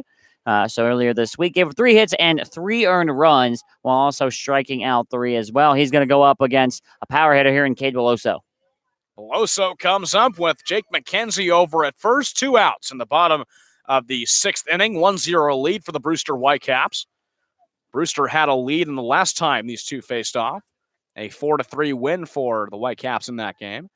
First pitch to Veloso is high and tight, moves his hands out of the way for ball 1. Yeah, heads up on that first pitch. Nothing like sending a message like putting one just a few feet away from the chin there. Brewster in that first game got off to a 3-0 lead. Bourne was able to come back and tie it 3-3. Here's the 1-0 pitch from Emanuels, high and outside. Cade Veloso now ahead in the count, 2 balls and no strikes. Yeah, nice part of the lineup coming up with Veloso and then Fabian on deck. And then Morissette, who's over 2, but has hit the ball hard both times he's been up. If Veloso is able to get on here, especially with a single move McKenzie over to third base, the Braves could be in business. 2-0 to Veloso, high and outside, and it's now a 3-ball and no strike count. Veloso facing a 3-0 count on the new pitcher, Stephen Emanuels, who's come in and thrown 3 straight balls, taking over from Mason Black. Emanuels checks his left shoulder over at first. The 3-0 pitch to Veloso is missing the zone. Just a little low from Emanuels, and it's a 4-pitch walk to Veloso, who gets over to first. Yeah, first walk of the season there from Emanuels. It was on 4 pitches, and I doubt Fabian here stepping in is going to swing until he gets a strike, given that Emanuels has just thrown a 4-pitch walk to his first batter. Braves with the runner in scoring position. And Jake McKenzie over at second, Cade Veloso at first, 2 outs in the bottom of the 6th inning. Judd Fabian, who's 0 for 2, comes in. Fabian still getting used to this team, just his 3rd game being played with the team. Calls time. Fabian came in as a pinch hitter on Wednesday against Chatham. Here's the first pitch to him from Emanuels. That one way high, and Fabian has to duck out of the way. That's the 5th straight ball thrown by Emanuels out of the bullpen. And like I said, I doubt Fabian is going to be swinging the bat until he gets a strike. He's going to make Emanuels, the pitcher here, make him find the zone before he even offers anything. 1-0 pitch from Emanuels to Fabian, and that ball finds the zone on the outside corner. 1 ball and 1 strike. All right, Fabian is ready now, so now all bets are off here. He found the zone, and now Fabian, if he can just find the outfield here, likely will score the runner over there on second, McKenzie, who's got some wheels. 1-1 to Fabian. That ball falls low in the dirt, picked up by Molfetta. It's a 2-ball and 1 strike count now. Braves trying to make a little bit of noise with 2 outs in the bottom of the 6th. 1-0 lead for the Whitecaps. 7 hits for Brewster, just 4 for the Braves. They have not gotten a single hit in this inning. McKenzie and Veloso have both gotten on with walks.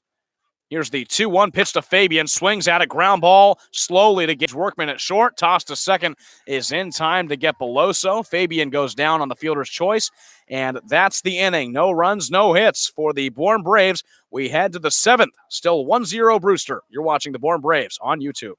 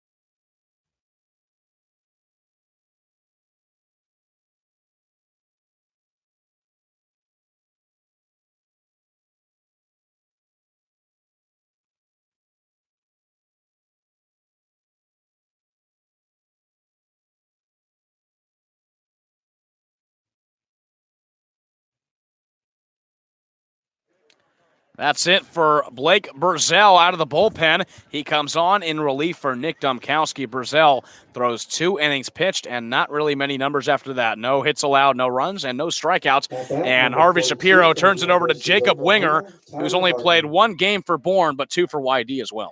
Yeah, Jacob Winger coming out of a High Point University. He's got a 2.25 ERA so far on the Cape, and all those runs came from his time with YD. I say all those runs, there's only 1 run. He's pitched a combined 5 innings. The last time we saw him, he pitched a 1-2-3 against Chatham in the first game of that doubleheader. The first batter he faces is Tyler Hardman, who watches ball 1 in the dirt. 1 ball and no strike count. Hardman is 0 for 1. Walked in the second inning and flew out to center in the 4th. He now steps up in the top of the 7th with Brewster having a 1-0 lead. 1-0 is high and outside. Gets Henry Davis out of his position to catch it. 2 balls and no strikes. When Brewster first played Bourne last week, Brewster was in the lead in the East Division. Now they're in 4th in a very tight division in the East. 2-0 is in the zone from Winger. 2 balls and 1 strike now. Yeah, only 3 points separate first from last in that division. Right now, Chatham up top with 15. YD is also tied for 15. And then it goes Orleans 14, Brewster at 13, and Harwich rounding it out at 12 points. 2-1. And Hardman sends that ball to right center field. Fedko is moving back. He'll make the play out by the wall. Fedko, another web gem in right field. He has been flashing the leather all game long. 1 over-the-shoulder catch and another one battling the sun, making the catch on the run. Fedko definitely showing his talents here tonight. And Fedko has showed some outstanding range as well in right field, being able to cover such a weird area that is. And at a point in right field, it comes down to 300 feet and it backs up to 360 feet. He's been able to manage that extremely well. Luke Berryhill now steps up and watches ball 1 from Jacob Winger. Yeah, Fedko showing the speed over there, really moving the crazy legs, if you will, over there in right field for that first out. 1-0 to Berryhill. Falls low. 2 balls, no strikes. Fedko's dad, John Fedko, actually a well-known sports anchor in the Pittsburgh area. Right. Sports has been around their family for a long time. 2-0 is cut on and missed from Berryhill for a strike. 2-1 to the designated hitter, who's 1 for 2 today. A line out to short in the 2nd and a single in the 5th. 2-1. Berryhill, another swing and a miss from the pitch from Winger. Evens up the count, 2 balls and 2 strikes. Top of the 3rd on Christian Molfetta's home run. It'll fall out of the outstretched glove of Morissette. The ball gets down. Throw to second is not in time as Berryhill gets to second with a double.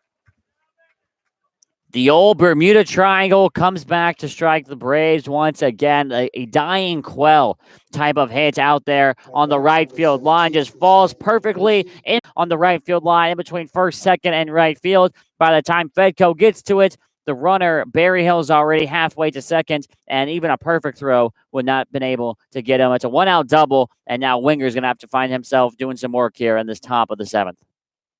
Fedko tried to make a play in right field, just wasn't there. Morissette didn't get there in time as well. It's now Molfetta with a runner at second. First pitch he sees is a strike off speed in the middle of the zone. Molfetta, of course, 2 for 2. A single in the 5th and that home run in the 3rd inning. Molfetta coming out of Stanford from Laguna Beach, California. Berryhill over at second. Here's the 0-1. It falls in the dirt. Henry Davis is able to block it. A 1-ball, 1-strike count with Winger on the mound. 1 out. Top of the 7th inning. Braves looking for a win to get their record back to 500. They're at 3rd place in the West Division right now, just 1 point ahead of Falmouth. Winger checks back to second. Here's the 1-1 pitch to Molfetta. Fouled off.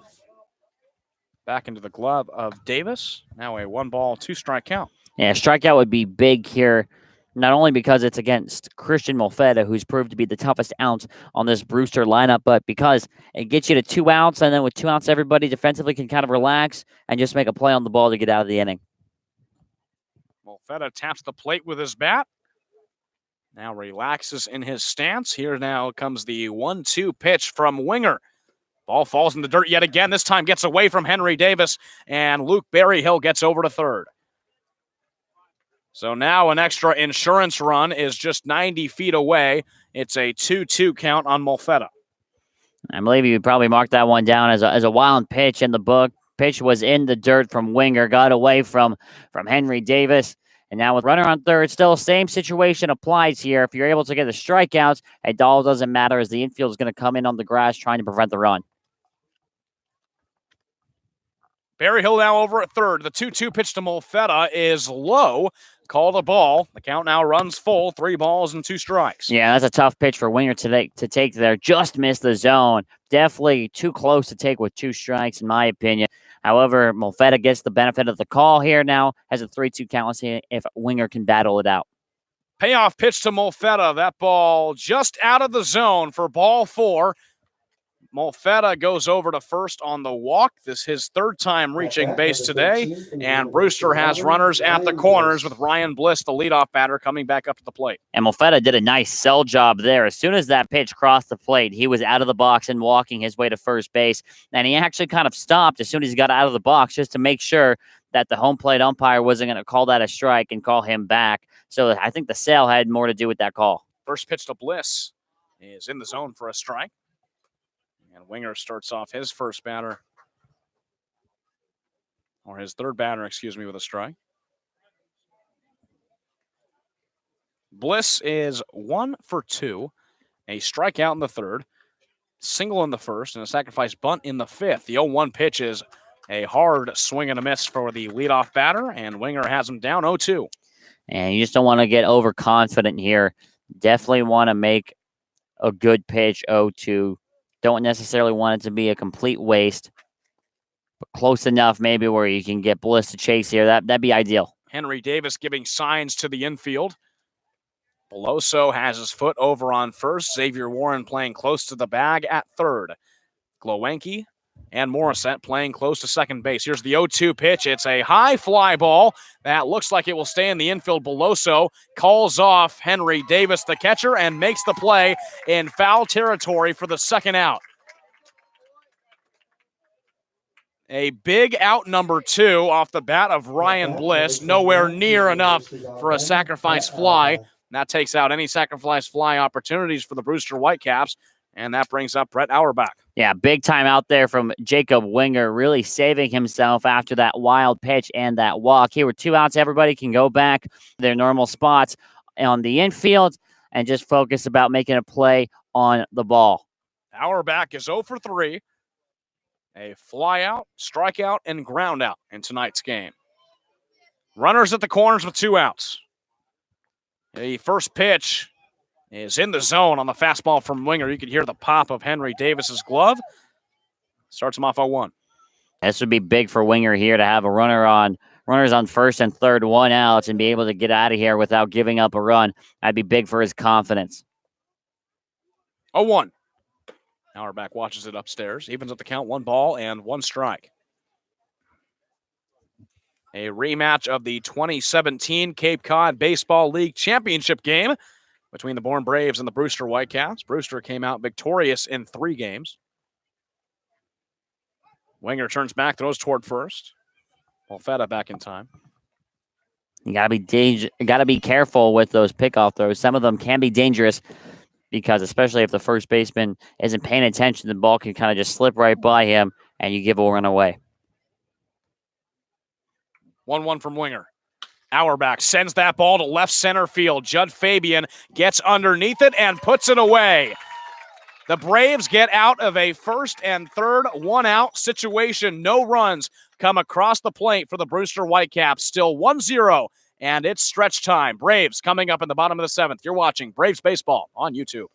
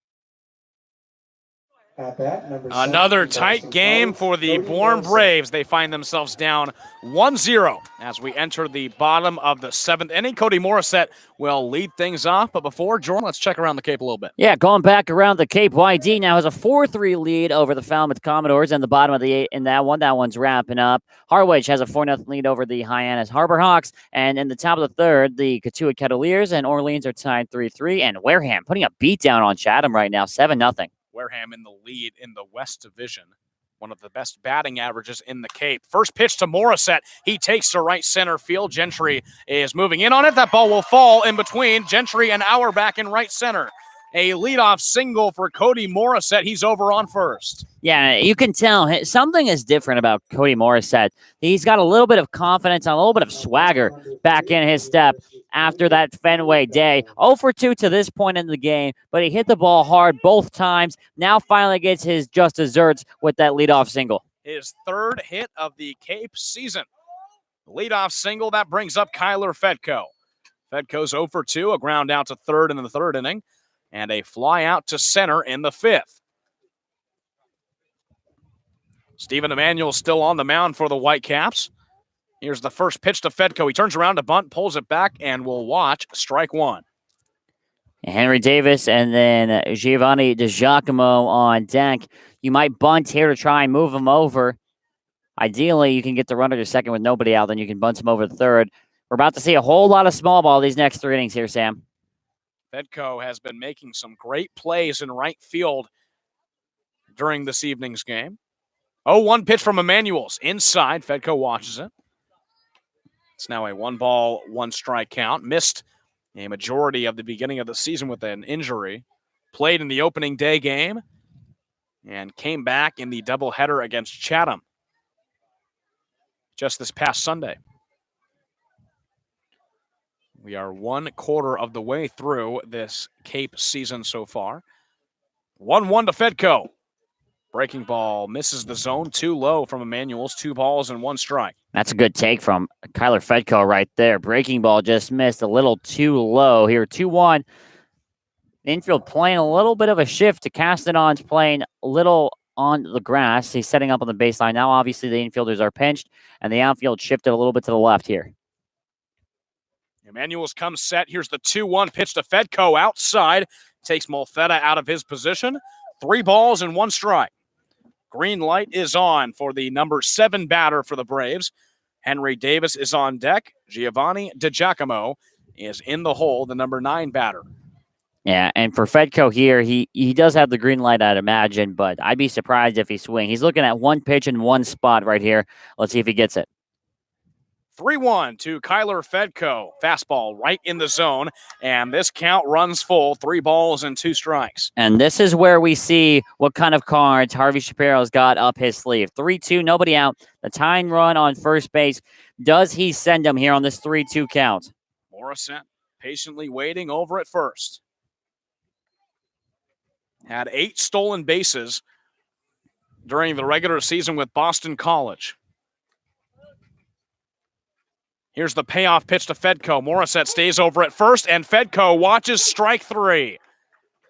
An off-speed pitch from Stephen Emanuel's broke right into the zone, and Fedko's down with a strikeout. And that's a tough one to take if you are Kyler Fedko. Breaking ball finds the zone, and that's why the strikeout is the most brutal out to take, especially when you're trailing by just 1 run. No production happens. You don't move the runner up. Right now, Morissette's still stranded over there at first base. It's going to take a base hit to get him over to 3rd. 1 out in the inning. Henry Davis up. He's 0 for 2 with a strikeout and a ground out. Morissette still over at first. Here's the first pitch to Davis. Thinks about it and watches strike 1 on Emanuel's fastball. Davis playing in his first game for the Braves, coming from Louisville, who lost in the College World Series semifinal, a very heated game between them and Vanderbilt. Vanderbilt, who eventually won the College World Series. 0-1 to Davis. Swings way early at a pitch, gets a piece of the bat on it. And it's now a no ball and 2 strike count. Yeah, 0-2 to here to Henry Davis, and has an opportunity to really make an impression. Still looking for his first hit. And what a time it would be right now to get it while the Braves are trying to mount a comeback here, only trailing by 1 run.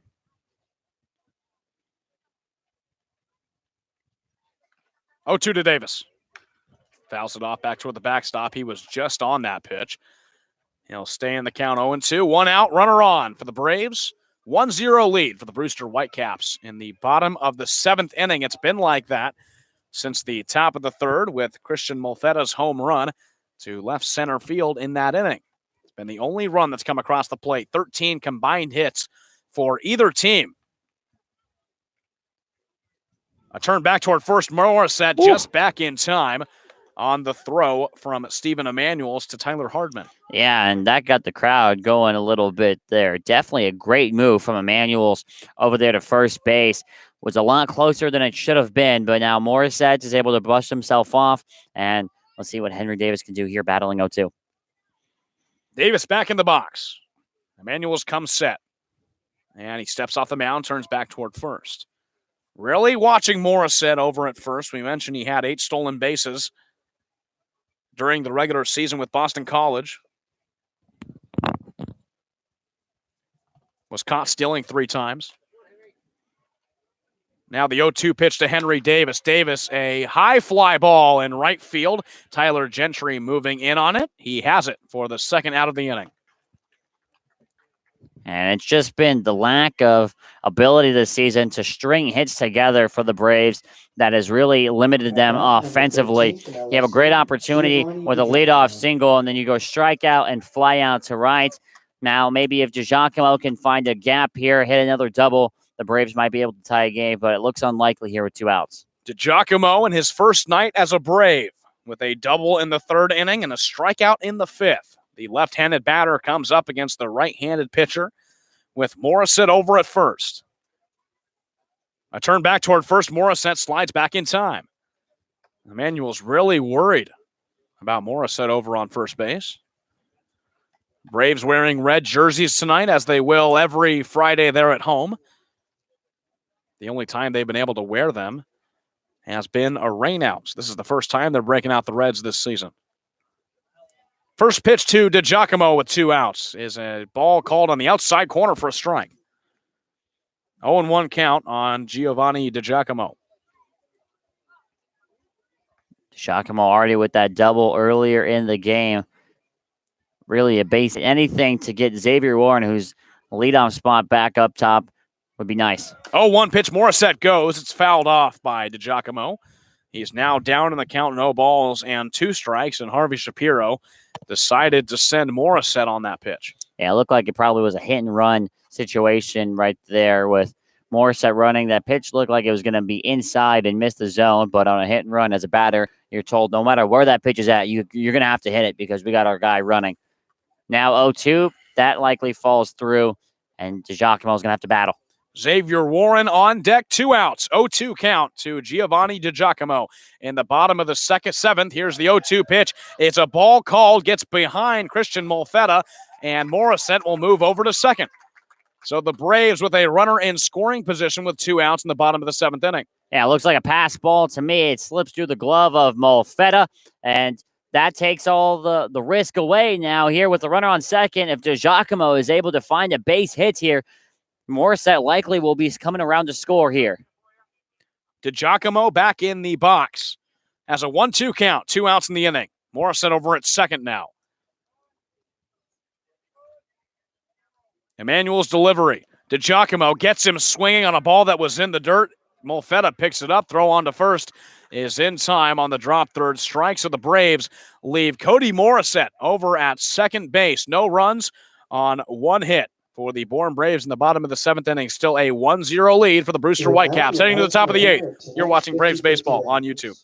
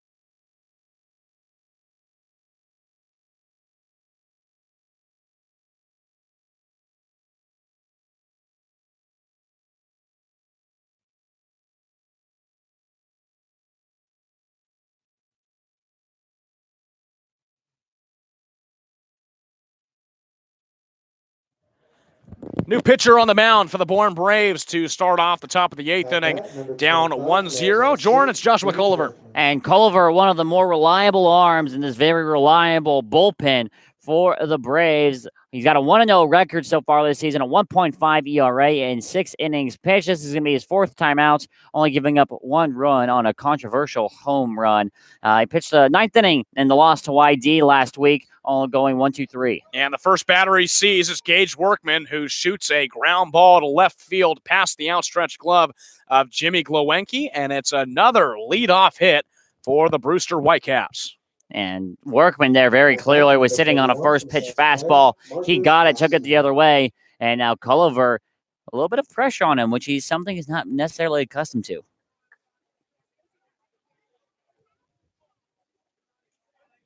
That is the 5th leadoff hit for the Brewster Whitecaps in this game. Marcus Castanon now comes up. Castanon's 0 for 3 with 3 flyouts. First pitch is a called strike from Culliver, 0-1. Culliver has been one of the more reliable arms for the Braves, now seeing action in his 4th game. The 4th pitcher of tonight's game. Domkowski started. Burzell came in. Winger came in. Now Culliver. 0-1 is flown out to right field, just curving foul and falling into the trees as Fedko chases for it. Castanon down 0-2. And I wonder, there's a search team going after that ball. That one was hit into the woods there. It looks like they got it. Credit to them. Yeah, finding impressive. that souvenir. Those guys are determined. Yeah, they are. I know we were doing that at Fenway yesterday, Big time. looking for a few foul balls. Found a couple. We did. We did find a couple. Yeah. 0-2 to Castanon. Runner is going. Pitches a called ball that falls in front of Henry Davis, and Workman gets over to second. It's now a 1-2 count on Marcus Castanon, and Brewster puts a go-ahead run over at second base and Gage Workman. Yeah, so Workman will advance there. I don't believe he's going to get credit for a stolen base. It'll go down as a wild pitch that Workman advances to second on. But now Culliver in some danger here. He's got a 1-2 lead here on Castanon, but the runner at second with nobody out is going to have to really do something special here. Castanon down 1-2. The delivery from Culliver. Castanon, a little chopper over to third base. Warren gloves it, checks over at second. Throw to first is in time to get Castanon, and Workman stays over at second. So that's how you pretty much do that. That's exactly in the textbook from Josh Culliver. A ground ball to the left side keeps the runner at second at bay, and you're able to go after Tyler Gentry here, who's been a tough out with the one away. Gentry 2 for 3, 2 singles, and a fly out to right. His last fly out to right was very deep that Kyler Fedko really had to chase by the wall. The first pitch to him falls in the dirt all the way. A throw from second goes wild from Henry Davis, and Workman will head over to third. The ball skips into center field. Henry Davis trying to do a little too much on that play. Popped right out of his squat, threw down to second. The ball was low, and it gets to center field, allows Workman to go to third. Yeah, so Davis will be credited with a throwing error there, trying to do the back pick on the runner Workman at second base. Now the infield is going to come in here, and so much for that positive out there to keep the runner at second. Now the runner 90 feet away. A big insurance run is on third. It was a called strike to Gentry, the 0-1. He flies out toward right field, going into foul territory back toward the trees. It's now no balls and 2 strikes. So now Culliver in a big situation here, 0-2 against Tyler Gentry. A strikeout here would be huge. 0-2 from Culliver. Gentry sends a high fly ball to right field. Kyler Fedko will get under it and gets a running start. Workman heads home. The throw home to Davis is not in time. Workman gets home safely. It's 2-0 Brewster. Bang, bang call, but I think the umpire got it right. The throw from Fedko pulled Davis a little bit off of home plate. It was a good throw, just a hair earlier, and I believe he would have been called out. But the sacrifice fly goes for another run, and now Bourne fall behind 2-0. Fedko's throw was on one hop to Henry Davis, the catcher, and just missing Gage Workman by a small margin. Now it's Eric Fago. Fago swings at the first pitch and fouls it off toward the backstop. Fago is 0 for 3. A line out, 2 ground outs. Brewster's able to get the run home from third. And Gage Workman, who lead it off this inning with a single. And Brewster cashes it in. Here's the 0-1 pitch to Fago. Pitch down the middle for a strike. 0-2. Fago at 6'5" certainly has one of the biggest strike zones in the league. Culliver finding the zone. He has him down 0-2. 2 outs, nobody on. 2-0 Brewster. Here's the pitch from Culliver. Just missing the zone. 1 ball, 2 strikes. Missed a little high there on the off speed. And Fago, with the bases clear, I think you go right after him. Fago, obviously, on his size alone, has the power to hit the ball out of the park here, but cannot be afraid of that. I think we might see a fastball here from Culliver. 1-2 pitch from Culliver is off speed. Fago takes it to right center field.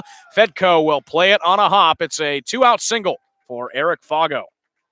His first hit of the evening, and Brewster still with a little bit of life in the top of the 8th. At bat, number 42. They do have a little bit of life. That's their 10th hit of the ball game, and that brings up Tyler Hardman, the home run against Bourne, and the first meetup between these two teams.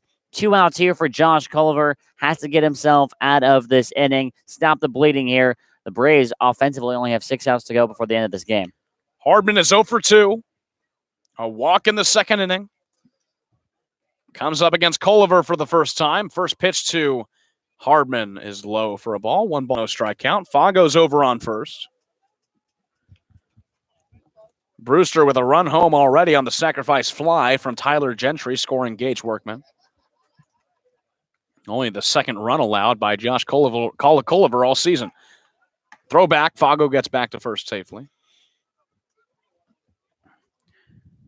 Due up for the Braves will be the top of the lineup in Xavier Warren, Jake McKenzie, and Jimmy Glowenke. McKenzie and Glowenke both with a hit in today's ball game.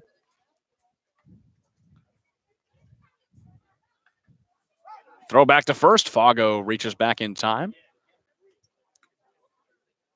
That's 2 pickoff attempts by Josh Culliver. Yeah, and Fago's bouncing around over there, but I would be shocked if he tried to do anything on the base paths. I think he's just trying to get Culliver's attention here. 1-0 to Hardman. Fastball just missing the zone 2 low. 2 balls and no strikes now. And it's working, too, because Culliver's missed the zone 2 times now, so Fago is doing his job. He's just being a nuisance. That's all he's trying to do right now on the base pass. He's obviously not going to run, especially with 2 outs, and run himself and his team out of the inning. 2-0 pitch to Hardman. He flies out right field. Beloso gets called off by Morris at the second baseman in foul territory. He will put it away for the 3rd out of the inning, but Brewster gets a much-needed insurance run in the top of the 8th inning. A sac fly from Tyler Gentry that scores Gage Workman. Makes this a 2-0 Brewster lead. We head to the bottom half. You're watching Braves Baseball on YouTube.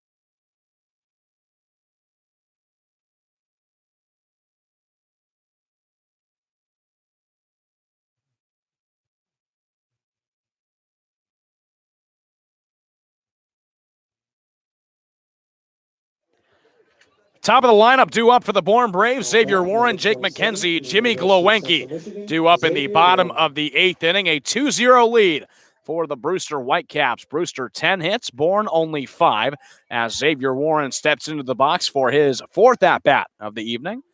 He's 0 for 3, a strikeout, ground out, and line out. He comes up for the fourth time. Stephen Emmanuel is still on the mound for the Whitecaps. In the 8th inning, here's the first pitch to Warren. Watches it. Outside for a ball, 1-0. Warren, we mentioned, came into this game with a little 3-game hit streak, the only Brave with a hit streak. After going hitless all week, last week, the 1-0 pitch to Warren is cut on, fouled off, and into the glove of Molfetta. 1 ball, 1 strike count now. And all the procedure from the last few innings rings even more true now that the Braves trail by 2 runs thanks to the sacrifice fly in the 8th. It's all about small balls, trying to get runners on, get deep in the count, bunting people over. 1-1 pitch to Warren is a small ground ball, slow rolling over to second. Ryan Bliss makes the play. Throw to first is able to get Warren. He now moves to 0 for 4 on the evening, and that's the first out of the 8th. And that'll likely end his hitting streak as well. And now Jake McKenzie steps in. He's got a hit and a walk so far tonight. You'd hope you're just waiting for just that spark, that offensive breakthrough just to get this offense going. That YD and Falmouth game has gone final. YD wins it 4-3. Falmouth not gaining any ground on the Braves tonight in the West Division. The first pitch to Jake McKenzie. He pulls back his bunt attempt and watches strike 1 on the breaking ball from Stephen Emmanuels. Yeah, very clearly not expecting a breaking ball in the first pitch. Reacted to the curve. 0 for 1 to McKenzie. It's another breaking ball. He fouls off toward the backstop. No balls and 2 strikes now to the designated hitter tonight for the Braves. McKenzie has seen action in left field this season, also playing second base as well. Emmanuel staring down the catcher, shakes off a sign. Now delivers the 0-2 pitch to McKenzie, falls low and outside. It's a 1-2 count. Bases empty, 1 out. Bottom of the 8th inning, 2-0 lead for the Brewster Whitecaps.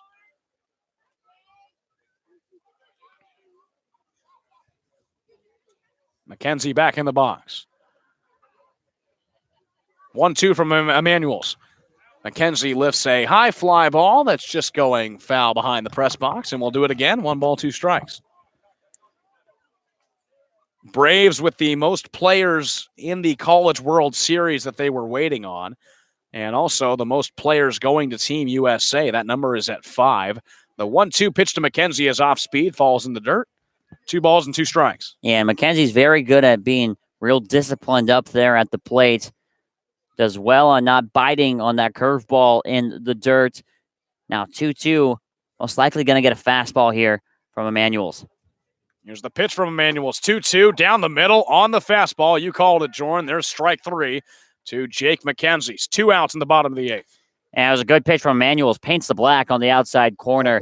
And that's just one of those that probably missed the zone, but is just too close to take with 2 strikes. Now, the Braves only have 4 offensive outs remaining in this game. Have to get something started here. You'd like to at least get half that lead back in the 8th. Try and get at least 1 run if you can.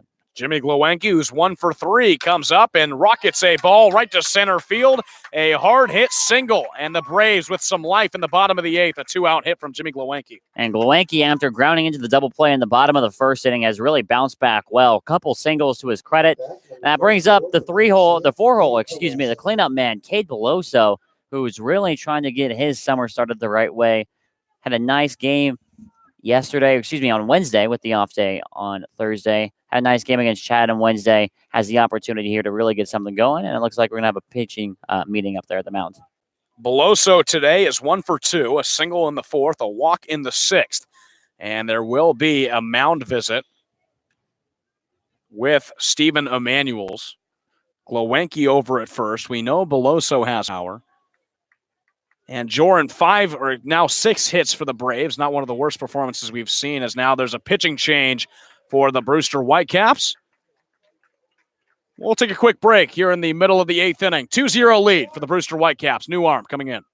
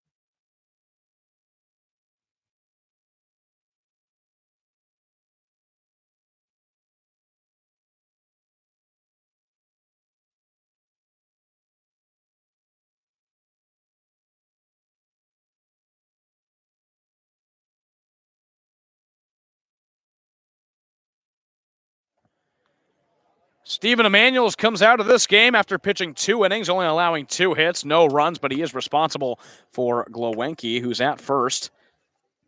No walks and 2 strikeouts, and the Brewster Whitecaps turn it over to Sean Fisher from Maryland. Yeah, first lefty that we're going to see today from the Brewster pitching staff out of Maryland. So far this Cape League season, he's pitched 4 games, has an ERA of 1.42 and 6 1/3 innings, only giving up 1 earned run. In last pitch against Wareham, that's when Brewster got destroyed by the game in 11-0. He pitched 1 inning and got a strikeout, not giving up a hit in that game. And we have a little lefty-on-lefty matchup here, Sam. Beloso going up against Fisher. Fisher on short rest, you mentioned, pitched in that Wareham game just 2 days ago. And Beloso comes up with Glowenke at first. He got a 2-out single. The first pitch to Beloso is off speed and outside for a ball, 1-0. Second time this game that Beloso will be facing a new pitcher, or he's at the pitcher's first batter, I should say. Came in the last time with Emanuels back in the 6th.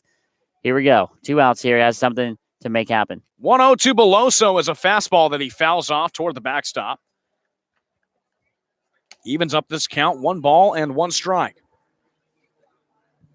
Beloso on the day, 1 for 2, a walk in the 6th, a single in the 4th, and a ground out in the 2nd inning. The relatively new first baseman for the Braves, coming from LSU. 1-1 pitch to him.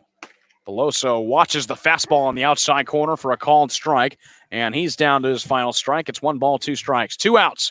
Bottom of the 8th inning, 2-0 lead for the Brewster Whitecaps. Jimmy Glowenke's at first. Yeah, 1-2 to Beloso. He just took the fastball on the outside part of the plate. Would not be shocked to see that again, maybe up and away here on 1-2. 1-2 pitch from Fisher. Beloso takes it to center field. Auerbach is moving towards it. It gets it into left center field gap. Glowenke is moving over to third. Beloso to second. He slides in safely with a 2-out double, and the Braves have life in the bottom of the 8th inning. Lots of things just happened on that play. First off the bat, Glowenke, I believe, forgot how many outs there were. He was stood up in between first and second, wasn't immediately running off the bat. Second thing, Brett Auerbach out there in center field, when he retrieved the ball, actually slipped and fell down. He fell right on his rear end and had to make the throw from the ground, which allowed Glowenke a little redemption for that base running mistake, allows him to advance all the way to third. Beloso now sits at second, and it's all on the line here for Judd Fabian, Sam. Judd Fabian is 0 for 3, a ground out in the 2nd, a fly out to center in the 4th, and a fielder's choice to short in the 6th inning. Fabian, with the game-tying run over at second, comes up with 2 outs in the bottom of the 8th inning. Here's the first pitch from Fisher. Fabian fouls off first base side. He will start off 0-1. A big moment in tonight's game, Jordan. Yeah, he's 0 for 3 right now. This would be a great time to get that first hit of the night. 2 runners in scoring position, 2 outs. These are the situations that, in front of all the scouts, you really want to make a good impression on. Fabian got his first RBI of the season in last game against Chatham on Wednesday. It was an RBI walk. The 0-1 pitch from Fisher. Fabian watches strike 2 on the inside corner, and he's in a tight situation where he has to defend the plate down 0-2. 2 outs, runners at second and third. 2-0 lead for the Brewster Whitecaps in the bottom of the 8th inning. Fabian, a few practice swings, now stares down Fisher. He comes set. Here's the 0-2 delivery to Fabian. It's low and in the dirt for a ball. Christian Molfetta has to block it. It's 1 ball and 2 strikes now to Fabian. And he did a great job there. That pitch almost squirted through his legs, getting back to the backstop. Real fundamental, real textbook block there from Molfetta behind the dish. Saves a run. Fabian with 26 RBIs during the regular season for the Florida Gators.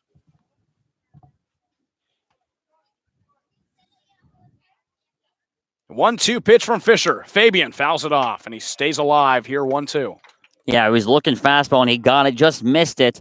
Found it straight back into the screen. Cody Morissette sitting on deck. And like I said, he's got a little bit of a swagger back in his step. 1 for 3, but all 3s hit the ball very, very hard on. Got to get to him, though. Here, we're 1-2 with Judd Fabian. 7 hits for the Bourne Braves. No runs to show for it. Fabian trying to change that. Here's the 1-2 pitch to him. It's off speed and outside of the zone. Now 2 balls and 2 strikes. That's a great take there from Fabian. Real young kid, only 18 years old. Sees a 2-2 pitch or 1-2 pitch like that, curve right just below the zone. It was over the plate, just missed down low. Now has his count at 2-2. Here's the 2-2 from Fisher to Fabian. Ground ball right back to Fisher. He gloves it. The underhand toss to first is in time, and the Braves leave runners on second and third. The game-tying run at second base and can't cash in. 2-0 lead still for the Brewster Whitecaps as we head to the final inning. You're watching Braves Baseball on YouTube.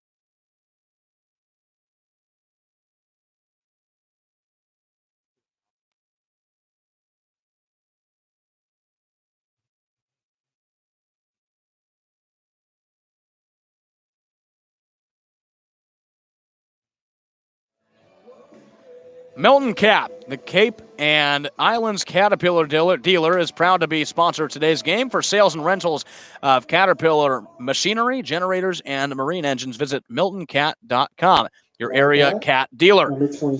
Josh Culliver still on the mound for the Bourne Braves. He'll face Barry Hill, Molfetta, and back to the top of the lineup of Ryan Bliss in the top of the 9th inning, with Brewster still having a 2-0 lead. Joran, Braves tried to make a little bit of noise in the bottom of the 8th, but couldn't get 2 runs home. And it's unfortunate because Fabian hit that ball hard just right back at the mound. First pitch to Luke Berryhill is a foul ball back to the backstop, 0-1. Berryhill is 2 for 3. A double in the 7th inning, a single in the 5th. The 0-1 pitch from Culliver is outside. 1 ball, 1 strike count on Berryhill.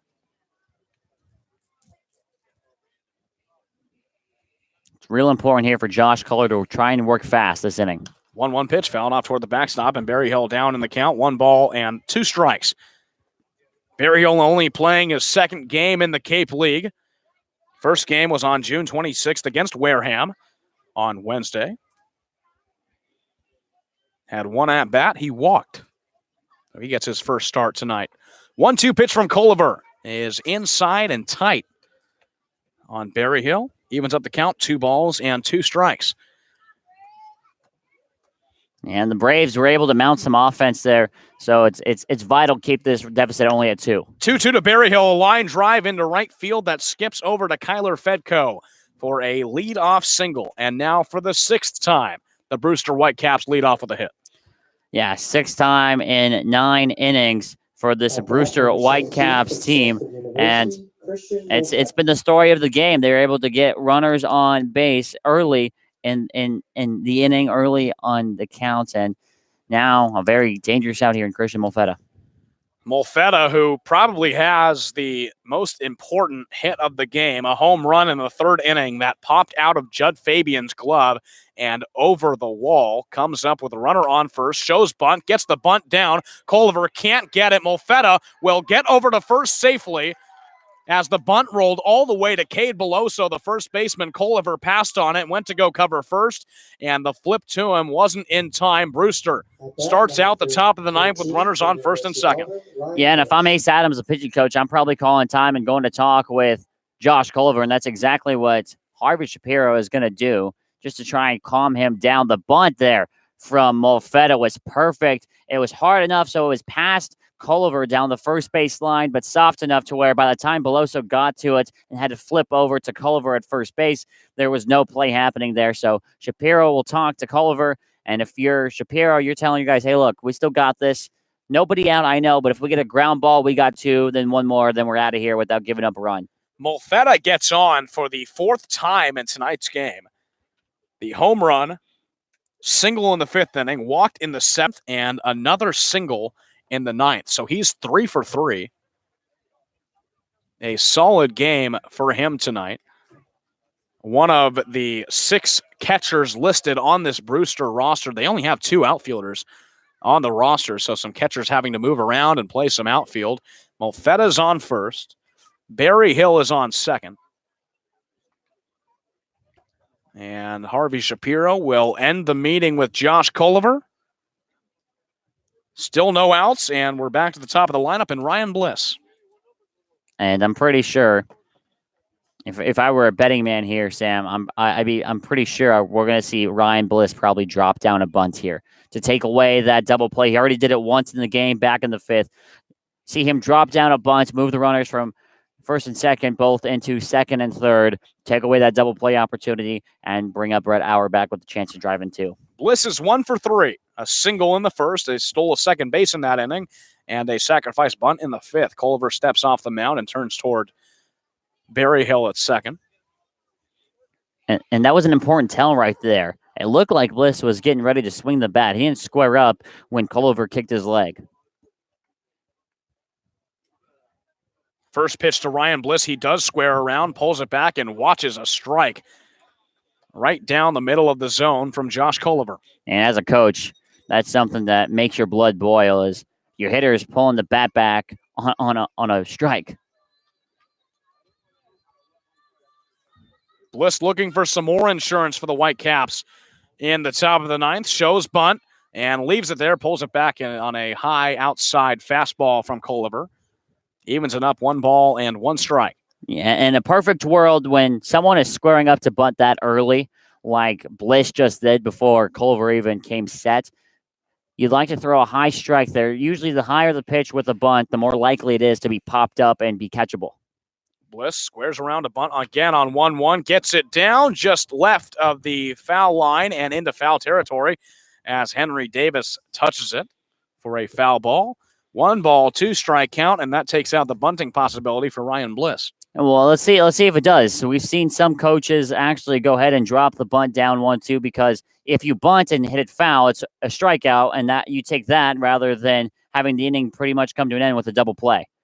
But I'd be shocked, though. We're probably going to see Bliss swing. 1-2, Bliss swings away, and Culliver gets him swinging. First out of the inning, and first strikeout for Josh Culliver on the mound, 1 gone. And that's why that pullback of the bat on the first pitch is so important. As a batter, you only get 1 chance to bunt the ball, and if it goes foul, then that's all you have, and your approach is completely out the window if you're behind 1-2, because you're trying to lay a bunt down the first 3 pitches. Brett Auerbach comes up. He's 0 for 4.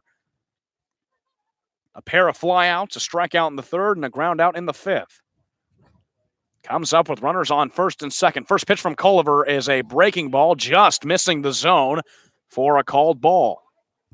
Wow, and I'm not sure where that missed the zone. Ace Adams or Harvey Shapiro over there chirping at the home plate umpire, asking the catcher Henry Davis if that missed high. I thought, if anything, it probably missed the low. Tough ball to take there for Culliver. 1-0 to Auerbach. Inside, falls in the dirt. Henry Davis blocks it. It's now a 2-ball, no strike count to Auerbach, the center fielder. Yeah, we all know where that one missed, Sam. That one missed low for sure. 2-0 here to Auerbach, and you got to make a good pitch here. You know, Auerbach probably going to be sitting fastball here. Try and get something at the knees. Ground ball in turn 2 here to end the inning. Culliver comes set. Now the delivery to Auerbach is a single over to left field that skips by Barry Hill coming home. The throw is in time from left field. Hello, DiGiacomo. A left fielder throw from DiGiacomo on the single is able to get Barry Hill at home for the second out of the inning. Saves a run. It's like deja vu, Sam. The throw from left field on the money, a janitor throw from Gio DiGiacomo out there. He's taking out the trash on the base pass. What a throw on 1 hop to Henry Davis. And Davis does a nice job. He doesn't have the easiest job. Has to catch it and make the tag securely. He does so. What a huge out for the Bravos. The second out of the inning, and that brings up Gage Workman. Workman watches strike 1 on the high outside corner from Culliver. The Braves suddenly with a little bit of momentum in the top of the 9th inning. Culliver looking to get out of this situation. It started with runners on first and second, nobody out. The 0-1 to Workman. He skies to right field. Fedko is under it. He'll wait for it to come down, moves to his right side, and puts it away. Brewster leaves runners on first and second and can't get anybody home. We'll head to the bottom half of the 9th. Braves down 2-0. They'll look to win it. You're watching Braves Baseball on YouTube.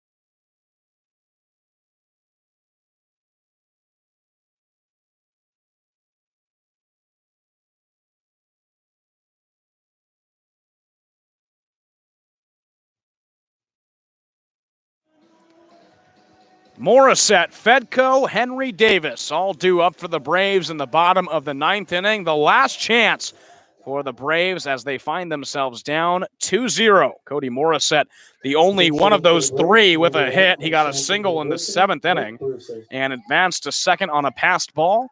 And there's a pinch hitter. Morissette comes out of the game. Coming in will be Nick Brewster. And Brewster, who's played only a couple times this season. Harvey Shapiro playing matchups here, lefty on righty. First pitch to Brewster is outside from Sean Fisher. Brewster's last game, he went 1 for 3 with a strikeout and a walk against Chatham on Wednesday. 167 average, 1 for 6 on the season. First pitch or second pitch to Brewster is outside. He's ahead in the count, 2 balls and no strikes. Brewster at the plate from Stanford. Behind the plate, Christian Molfetta, also from Stanford. 2-0 pitch. Outside. Now 3 balls and no strikes from Fisher. And all it takes is a bloop and a blast here, and we're all tied up. You can easily substitute the bloop for a 4-pitch walk. The Bravos will take that. 3-0 falls in the dirt, and Brewster leads off the inning with a 4-pitch walk. The tying run in Kyler Fedko comes to the plate. And this is where small ball really comes into play, because you're down by 2 runs. I'd be shocked if Fedko swings the bat before he gets a strike here, especially when Sean Fisher has just thrown 4 straight balls. Fedko facing Sean Fisher for the first time this evening. He's 0 for 3. A ground out in the 3rd, a fly out in the 5th, and a strikeout looking in the 7th inning. Nick Brewster over on first. First pitch to Kyler Fedko is a fastball in the zone for a strike. Kyler Fedko playing right field today and making some fantastic plays out by the wall. He's hoping he can turn that look into his bat. 7 hits for the Bravos tonight. 0-1 pitch to Fedko. Inside, almost hits him, gets behind Molfetta. Moving over to second is Nick Brewster. And the Braves have a runner in scoring position in the bottom of the 9th inning, down 2-0. He'll go down in the book as a wild pitch there from Fisher, and the Braves will take it. I think the most important piece of that play is it takes away the double play opportunity. With the runner on second base now, Fedko can think freely here, have a little bit more confidence, not be afraid of hitting into an inning-killing double play here. 1-1 counts, a base hit likely scores Brewster. A huge wild pitch from Sean Fisher. Brewster over at second. A left-handed pitcher, right-handed batter matchup as Fisher steps off the mound. Now stares down Molfetta. A 1-1 count on Fedko.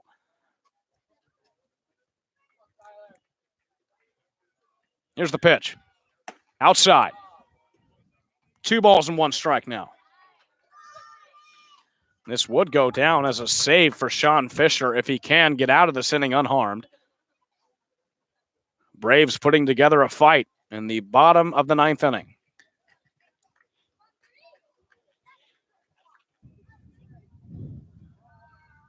Two-one pitch from Fisher. Fedko watches it high and outside, and it's now a 3-ball-and-1-strike count. I'm interested to see how Fisher approaches this. 3-1, definitely don't want to make a mistake. First base is open, although you would put the tying run on base and the winning run up in the box. You'd imagine he probably still wants just to go right at Fedko here. 3-1, might see a fastball here, Sam. Fedko swings the bat a few times. Now stares down Fisher. He comes set. The 3-1 pitch from Sean Fisher. Fedko fouls it off, and the count now runs full. 3 balls and 2 strikes. Fedko just looking to hit a ball into the outfield, looking for a single to try and get Nick Brewster home for the first Braves run of tonight's ball game. Yeah, he definitely got a pitch to hit there. 3-1, just missed it. Now 3-2, has to be weary of a bait pitch here. Fedko back in the box. Fisher looks back towards second. The payoff pitch to Fedko. He takes to right field. That ball will hang up and is caught by Tyler Gentry. Nick Brewster back on second. A hard hit ball from Kyler Fedko to right field just hung up a little too long for the first out of the inning. Yeah, and what a shame. What a disappointment for Kyler Fedko. Hardest hit ball possibly he's hit maybe even all season. Problem is it was right at Tyler Gentry out there in right field. He almost didn't even move to catch that ball. Now Henry Davis has the opportunity to get something going here for the Braves. Henry Davis, his first game as a Brave, he's 0 for 3. A strikeout, ground out, and fly out. He's done everything except get on base. Brewster's over at second. The first pitch to Davis is a fastball right down the middle of the zone for strike 1. Davis, the catcher from Louisville, he's been highly anticipated to come to Bourne.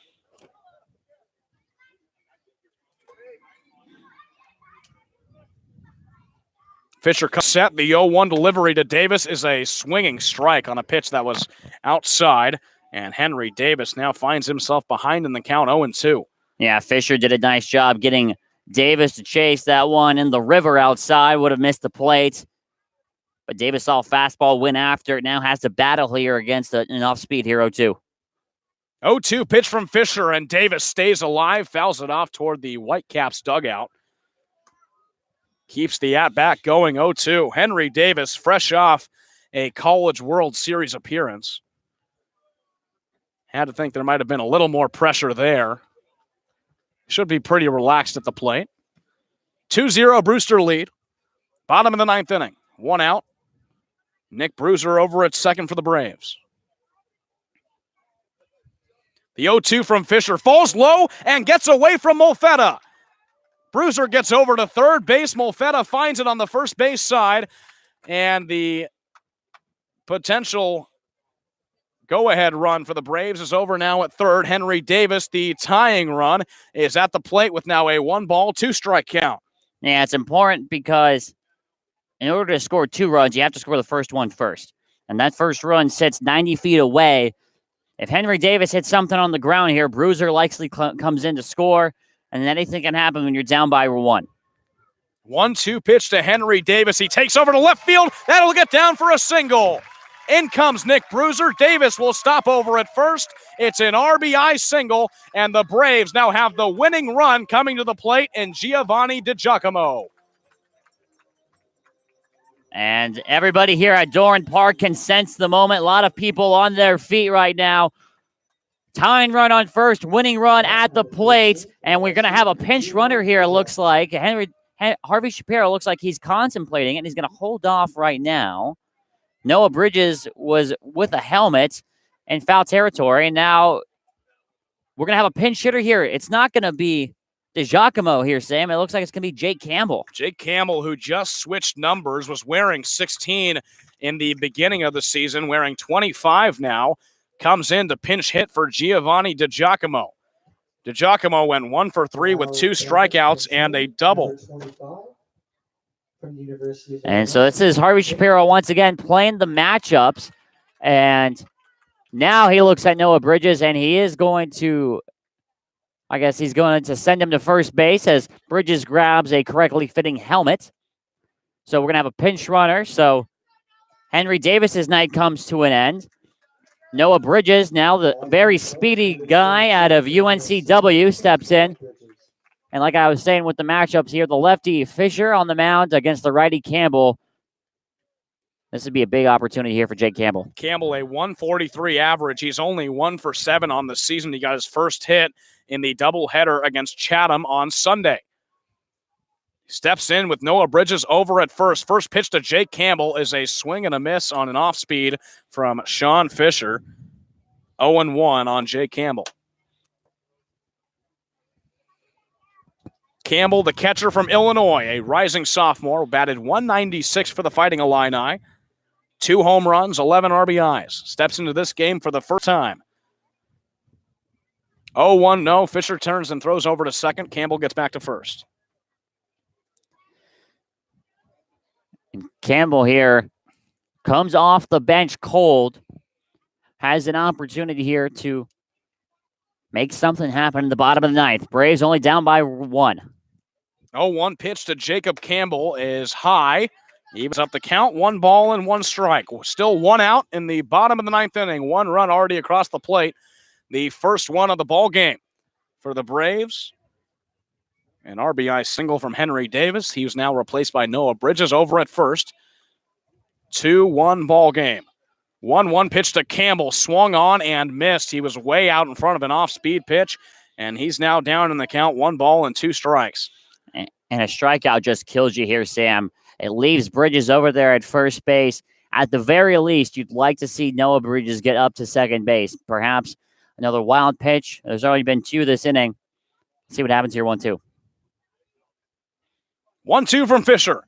Campbell watches that ball upstairs. It'll even up the count. 2 balls and 2 strikes. It's very easy to get a wild pitch in that kind of situation as well with 1-2, trying to waste a pitch, and it skips behind the catcher. Now with 2-2, you think Campbell's probably going to get a fastball here. It's probably going to be in the zone. Bridges over at first. Here's the 2-2 pitch to Jake Campbell. It's a called strike 3, and Jake Campbell goes down looking for the second out of the ninth inning. And that just kills, that takes all the wind out of your sails right there, but it gives Xavier Warren a chance to do something he hasn't done since the Falmouth game, Sam. Warren with 1 homer on the season. Homered in that Falmouth game from the right side. He is the potential game-winning run at the plate with Noah Bridges over at first. Warren's 0 for 4. First pitch to Xavier Warren. He fouls off first base side. That is heading into foul territory. And Sean Fisher starts off the Braves' third baseman, 0-1. Warren has gotten a hit in the past 3 games. Hitless today. Noah Bridges heads back to first. Warren looking for a way to get Bridges home and tie this ball game up in the bottom of the ninth with 2 outs. 0-1 pitch. Off speed, Warren gets a bat on it, fouls it off, and he's down to his final strike. And did a nice job to adjust to that one. And with Fisher throwing a lot of fastballs, especially with his size, you would think you'd see the classic. It's an 0-2. They go fastball up and away. It's what we might see here from Sean Fisher trying to put Warren away quickly. Warren back in the box. He's down 0-2. Here's the pitch. Inside, almost hits him. He gets out of the way. It's now a 1 ball, 2 strike count. But more importantly, Molfetta keeps the ball in front. If that ball skips behind, Bridges advances to second, and a single with Bridges' speed likely scores him. Molfetta does a great job, keeps the ball in front, makes a key stop and a key block in this very clutch situation. Warren, a 1-2 count. Fisher trying to end it. Here's the pitch on 1-2. It's a grounder over to second. This will end it. Ryan Bliss throw to first. And the Brewster Whitecaps hold off and win this ball game 2-1. Xavier Warren grounds out to end the game. He leaves the tying run in Noah Bridges over at first, and the Braves fall to 5-7 on the season. It's another game against Brewster and another close one, Joran. And this one, probably the closest one of the season, maybe save for the other Brewster game where the tying run was thrown out at home. It's just a heartbreaker, especially because you look at the box score, the Braves had 1 run on 8 hits, but it doesn't really feel like they had that many hits. It was just they couldn't string hits together all game long, and by the time they finally got the bats going, it was in the 9th inning and it was far too late. The big hit of the ball game was the 3rd inning home run from Christian Molfetta, a solo shot to left center field that we're going to be talking about for days or maybe weeks. Judd Fabian had the ball in his glove, and it popped out on his transfer over the wall to be the first run for the Brewster Whitecaps, and they've tacked 1 more on the board on a sac fly from Tyler Gentry. That's their 2 runs, and for Bourne, it was an RBI single by Henry Davis in the bottom of the 9th, and that's all they could get across the plate. 2-1. Bourne loses it. Brewster wins it. They move to 7-6-1 on the season. Bourne falls to 5-7. The next time Bourne is in action is tomorrow against Falmouth, a home game at 6 o'clock. Again, final here from Doran Park. 2-1. Brewster wins it. For Jordan Palacio, I'm Sam Weeder at half saying, have a great night, everybody. Thanks for tuning in on the Bourne Braves YouTube page.